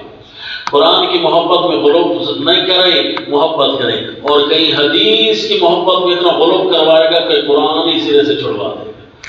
انا للہ و انا الیہ راجعون۔ اب قرآن پر ایسی ڈاکٹریٹ نہیں ہوتی جو علوم الحدیث پر ہو رہی ہے۔ تو بھائی دونوں معیار تھام کر رکھیں۔ فَإِنْ حَاجُّوكَ فَقُلْ أَسْلَمْتُ وَجْهِيَ لِلَّهِ وَمَنِ اتَّبَعَنِ۔ ہم نے نبی صلی اللہ علیہ وسلم کا سچا تابعدار بننا ہے۔ وَقُلْ لِلَّذِينَ أُوتُوا الْكِتَابَ وَالْأُمِّيِّينَ۔ ان مولویوں اور مولوی کے پیچھے چلنے والے ان امیین کو اور پیچھے لگے جاہل عوام، ان دونوں کو کہہ دیجئے میرے پیغمبر، قُلْ لِلَّذِينَ أُوتُوا الْكِتَابَ وَالْأُمِّيِّينَ أَأَسْلَمْتُمْ، کیا تم بھی تابع ہوتے ہو؟ فَإِنْ أَسْلَمُوا، اگر وہ تابع ہو جائیں، فَقَدْ اهْتَدَوْا، کیونکہ میرا فیصلہ ہے کہ دین صرف اسلام ہے، اگر اس کے تابع ہوں گے تو ہدایت یافتہ ہوں گے۔ وَإِن تَوَلَّوْا، اگر یہ منہ پھیر دیں، فَإِنَّمَا عَلَيْكَ الْبَلَاغُ، اور آپ کے ذمہ تو صرف پہنچا دینا ہے۔ وَاللَّهُ بَصِيرٌ بِالْعِبَادِ، پھر اللہ کا کام ہے یہ کیا کرتے ہیں، کیونکہ اللہ اپنے بندوں کو دیکھنے والا ہے۔ إِنَّ الَّذِينَ يَكْفُرُونَ بِآيَاتِ اللَّهِ، قضیہ نمبر 5، یہ پانچواں قضیہ آ گیا جی، پانچواں فیصلہ اللہ کا۔ ان الذین یکفرون بآیات اللہ ویقتلون النبیین بغیر حق ویقتلون الذین یامرون بالقسط من الناس۔ اچھا، پچھلے اعلان کے ساتھ آپ نے لکھنا تھا اعلان متارکت، اعلان متارکت۔ ان الذین یکفرون، یہ پچھلے اعلان کے لیے انجام اخروی بھی ہے، تخفیف اخروی بھی ہے، کیونکہ آیت کے افراد میں سے ایک فرد ہوتا ہے تخفیف اخروی کی اصطلاح، اور قضیہ بھی ہے کہ یہ جو پچھلے جتنے بھی قضیے گزرے ہیں نا، ان سارے قضیوں کو یہ جامع ہوگا۔ ان الذین یکفرون بآیات اللہ، تین فرد جرم بیان ہوں گے۔ بے شک وہ لوگ، میں اللہ کا فیصلہ سن لو، بے شک وہ لوگ جو انکار کر دیں گے اللہ کی آیات کا، وَيَقْتُلُونَ النَّبِيِّينَ بِغَيْرِ حَقٍّ، اور لڑتے ہیں پیغمبروں کے ساتھ ناحق، وَيَقْتُلُونَ الَّذِينَ، یہ ناحق یہ صفت توضیحیہ ہے، احترازیہ نہیں ہے کہ نبیوں کے ساتھ حق کے ساتھ لڑ سکتے ہو، نبیوں کے ساتھ لڑنا بھی نہیں ہے، یہ صفت توضیحیہ ہے۔ وَيَقْتُلُونَ، یعنی قید توضیحی ہے۔ وَيَقْتُلُونَ الَّذِينَ يَأْمُرُونَ بِالْقِسْطِ مِنَ النَّاسِ، نبیوں کے ساتھ لڑتے ہیں۔ وَمَنِ اتَّبَعَنِ، جو مومن ہوئے تھے پھر ان کے ساتھ بھی لڑتے ہیں، اختلاف تو ڈالے انہوں نے، لڑنے لگ گئے جی اختلاف ڈال کر۔ یہ جتنے بھی فرقے ہیں نا اس وقت، جماعتوں سے جماعتیں نکلتی جا رہی ہیں، ساروں کے لیے اللہ کا فیصلہ ہے۔ جو بھی لوگوں کے ساتھ لڑتے ہیں، ان لوگوں کے ساتھ یأمرون بالقسط من الناس، جو لوگ انصاف کا حکم کر رہے ہیں ان کے ساتھ یہ لڑ رہے ہیں، ان ساروں کے لیے میرا فیصلہ ہے میرے پیغمبر۔ فبشرہم بعذاب علیم، ان کو خوشخبری سنا دردناک عذاب کی۔ اچھا پہلا قضیہ آپ دیکھیں وہ بھی اسی قسم کا تھا، لیکن اس کے اندر تھا لہم عذاب شدید ان الذین کفروا بآیات اللہ لہم عذاب شدید۔ اب یہ پانچواں قضیہ ہے نا، یہ بھی اسی طرح کا ہے، ان الذین یکفرون بآیات اللہ فبشرہم بعذاب علیم۔ لگتا یہ ہے ہم اس کو ایک سمجھ رہے ہیں نا، وہاں عذاب شدید ہے، یہاں عذاب علیم ہے۔ کوئی عذاب سخت اور ہوتا ہے، درد والا کوئی اور ہوتا ہے، پتہ نہیں ہوگا کیا ان کے ساتھ۔ یہ اللہ نے جو ان کو دو فیصلے بنائے ہیں، ہم کیا کر سکتے ہیں؟ ہوگا کیا ان کے ساتھ؟ عذاب ہوگا بڑے درد والا، عذاب ہوگا بڑا سخت۔ اولئک الذین حبطت اعمالهم۔ اچھا جی، اب ان کے وجہ انکار دو چیزوں کا تھا نا، مال اور اولاد، نفریاں اور مال، تو یہ دونوں چیزوں کے ساتھ تذلیل بھی پیش کی گئی۔ اولئک الذین، یہ تذلیل مال و افراد نیچے لکھے، اولئک الذین، یہی لوگ ہیں حبطت اعمالهم فی الدنیا والآخرہ، ان ضائع ہو گئے ان کے اعمال دنیا میں بھی اور آخرت میں بھی، ضائع ہو گئے، یہ نہیں نفع نہیں ہوگا، دنیا میں نیکی کا راستہ کھول دیا، والذین جاہدوا فینا لنہدینہم سبلنا، لیکن یہ جو بھی اچھا کام کریں گے نا برباد ہو جائیں گے، کیوں؟ جو ایمان جو ان کا صحیح نہیں ہے۔ اولئک الذین حبطت اعمالهم فی الدنیا والآخرہ، اور ان کے کام ان کے پیسوں پر مبنی تھے نا، دنیا آخرت میں تباہ ہو گئے۔ اگر سب سے بڑا کام بھی کریں، یعنی خرچ کرنے والا کام سب سے بڑا تھا، وما لهم من ناصرین، تذلیل نفری اور افراد کی تذلیل، نہیں ہوگا ان کا کوئی مددگار۔ الم تر الی الذین اوتوا نصیبا، یہاں پر زجر بھی آ گئی تھی، الم تر الی الذین اوتوا نصیبا من الکتاب یدعون الی کتاب اللہ، زجر برمورزین عن کتاب اللہ، مورزین عن کتاب اللہ۔ اچھا کتاب اللہ سے جو اعراض کرتے ہیں تو وہ کون ہے؟ کتاب اللہ کیا ہے؟ حکم اللہ ہے، اور حکم اللہ کیا ہے؟ وہی دین اللہ ہے، اور دین اللہ کیا ہے؟ الاسلام ہے۔ کتاب اللہ کا ذکر کر کے اسلام کی طرف سے اعراض کرنے والوں کا پر زجر کی جا رہی ہے۔ اولئک الم تر الی الذین اوتوا نصیبا من الکتاب، کیا آپ نے توجہ نہیں کی ان لوگوں کی طرف جن کو ملا ہے کچھ حصہ کتاب کا؟ یدعون الی کتاب اللہ، کچھ حصہ تو آتا ہے نا ان کو، سارا تو انہوں نے خراب کر ڈالا ہے، کچھ حصہ تو ہے نا یہودیوں اور عیسائیوں کے پاس، کوئی چھوٹے موٹے الفاظ، باقی تو ساری تعریف کر ڈالی ہے۔ ان کو کہا جاتا ہے اور مولویوں پیروں تم تو کتاب اللہ کے نام پر روٹیاں کھاتی ہو، یدعون الی کتاب اللہ، اب آ گئی ہے نا اللہ کی کتاب، جب یہ بلائے جائیں لیحکم بینہم، تاکہ اللہ کا حکم ان کے درمیان نافذ ہو، ثم یتولی فریق منہم وہم معرضون، جب ان کو بلائے جاتے ہیں پھر حال یہ ہوتا ہے کہ ان میں سے ایک ٹولہ اعراض کر کے ہٹ جاتا ہے۔ کچھ لوگ تو آ جاتے ہیں اور مومن بن جاتے ہیں نا، لیکن ایک ٹولہ تو باقاعدہ اعراض کر کے ہٹ جاتا ہے۔ وجہ ذالک بأنہم قالوا لن تمسنا النار الا ایاما معدودات، یہ ان کے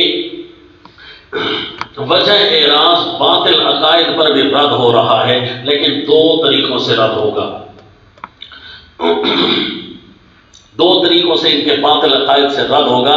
جن عقائد کی وجہ سے نا جی یہ سہارا لے کر کتاب اللہ کا انکار کر رہے ہوتے ہیں، اور ان عقائد اپنانے کی وجہ اگرچہ مال و اولاد ہے، یہ برے عقائد کا سہارا لے کے نا مولوی اور پیر تو براہ راست مال اور نفریوں کو سامنے نہیں نہ لاتے، یہ تو عقیدوں کو سامنے لاتے ہیں۔ تو اس لیے اللہ نے ان کے باطل عقائد، وجہ انکار باطل عقائد کا بھی دو طریقوں سے رد کیا۔ ذالک بأنہم قالوا لن تمسنا النار الا ایاما معدودات، باطل عقیدہ انہوں نے بنایا ہے کہ ہمیں آگ صرف گنتی کے چند دن چھوئے گی۔ سمجھے نے دباتی اپنے آپ کو دیکھنا ہے جی، اس کا مطلب ہے یہ سمجھتے ہیں کہ سارے رستے کھلے غصے میں، ذالک بأنہم قالوا لن تمسنا النار الا ایاما معدودات غرہم فی دینہم ما كانوا یفترون۔ اپنی بنائی ہوئی باتوں نے ان کو ان کے دین میں دھوکے میں ڈال رکھا ہے۔ غرہم فی دینہم ما كانوا یفترون، جو اپنی جھوٹ بنائے ہوئے ہیں نا، ان کو ان کے دین میں انہی جھوٹوں نے دھوکے میں ڈال رکھا ہے۔ باسی دھوکے کے لیے اپنے جھوٹ بنائے ہوئے ہیں، اپنے جھوٹوں کی وجہ سے۔ ابھی کوئی دھوکے میں ڈالتا، کوئی نعوذ باللہ کتاب اللہ کا غلط معنی کر کے تمہیں کوئی دھوکے میں ڈالتا، تب بھی بات یہ ہوتی کہ چلو کتاب اللہ کی وجہ سے نعوذ باللہ دھوکے میں پڑے ہوئے، نہ جی نہ، کتاب اللہ کے اندر نہیں، اب بنائے ہوئے اپنے جھوٹ ہیں، جھوٹ بھی اپنے بنائے ہوئے ہیں اور ان کی وجہ سے دین کے اندر دھوکے میں پڑے ہوئے ہیں۔ اب دوسرے طریقے سے رہا فَكَيْفَ إِذَا جَمَعْنَاهُمْ لِيَوْمٍ لَا رَيْبَ فِيهِ، کیا حال ہوگا جب ہم ان کو جمع کریں گے، کیا حال ہوگا؟ تو اس وقت دیکھیں گے کیا حال ہوگا، یعنی چند دنوں کے لیے چاہتے ہو یا ابدی ممبرشپ ملتی ہے لیوم لا ریب فیہ، جس دن کے آنے میں کوئی شک نہیں ہے، اس دن اللہ ان کو جب ہم جمع کر کے لائیں گے وَوَفِّیَتْ كُلُّ نَفْسٍ مَا كَسَبَتْ، اور پورا پائے گا ہر کوئی اپنا کیا، وَوَفِّیَتْ پورا پائے گا ہر کوئی اپنا کیا، ما کسبت اپنا کیا، وَهُمْ لَا يُظْلَمُونَ، اور کسی کے ساتھ کمی نہیں کی جائے گی، یعنی حق تلفی نہیں کی جائے گی، کسی کی حق تلفی نہیں ہوگی، ان کو ملے گا پورا پورا، صرف چند دن نہیں بلکہ ایام معدودات نہیں بلکہ پورا پورا حساب ان کو ملے گا۔ یہ ہوگی یعنی پہلا ہے پانچواں قضیہ، پانچویں قضیے کے ساتھ اللہ نے ان کا رد بھی کیا، ان کے باطل عقائد کا، اور سادہ زجر بھی کر ڈالی، کیونکہ یہ کام مولوی اور پیروں کا تھا، اس لیے ان کے خلاف فیصلہ آیا نا، تھوڑا زور و شور کے ساتھ آیا۔ اس فیصلے کے بعد پھر اعلان آ گیا قُلِ اللَّهُمَّ مَالِكَ الْمُلْكِ، اس اعلان سے بعد میں پڑھیں گے جی وَمَا عَلَيْنَا إِلَّا الْبَلَاغُ۔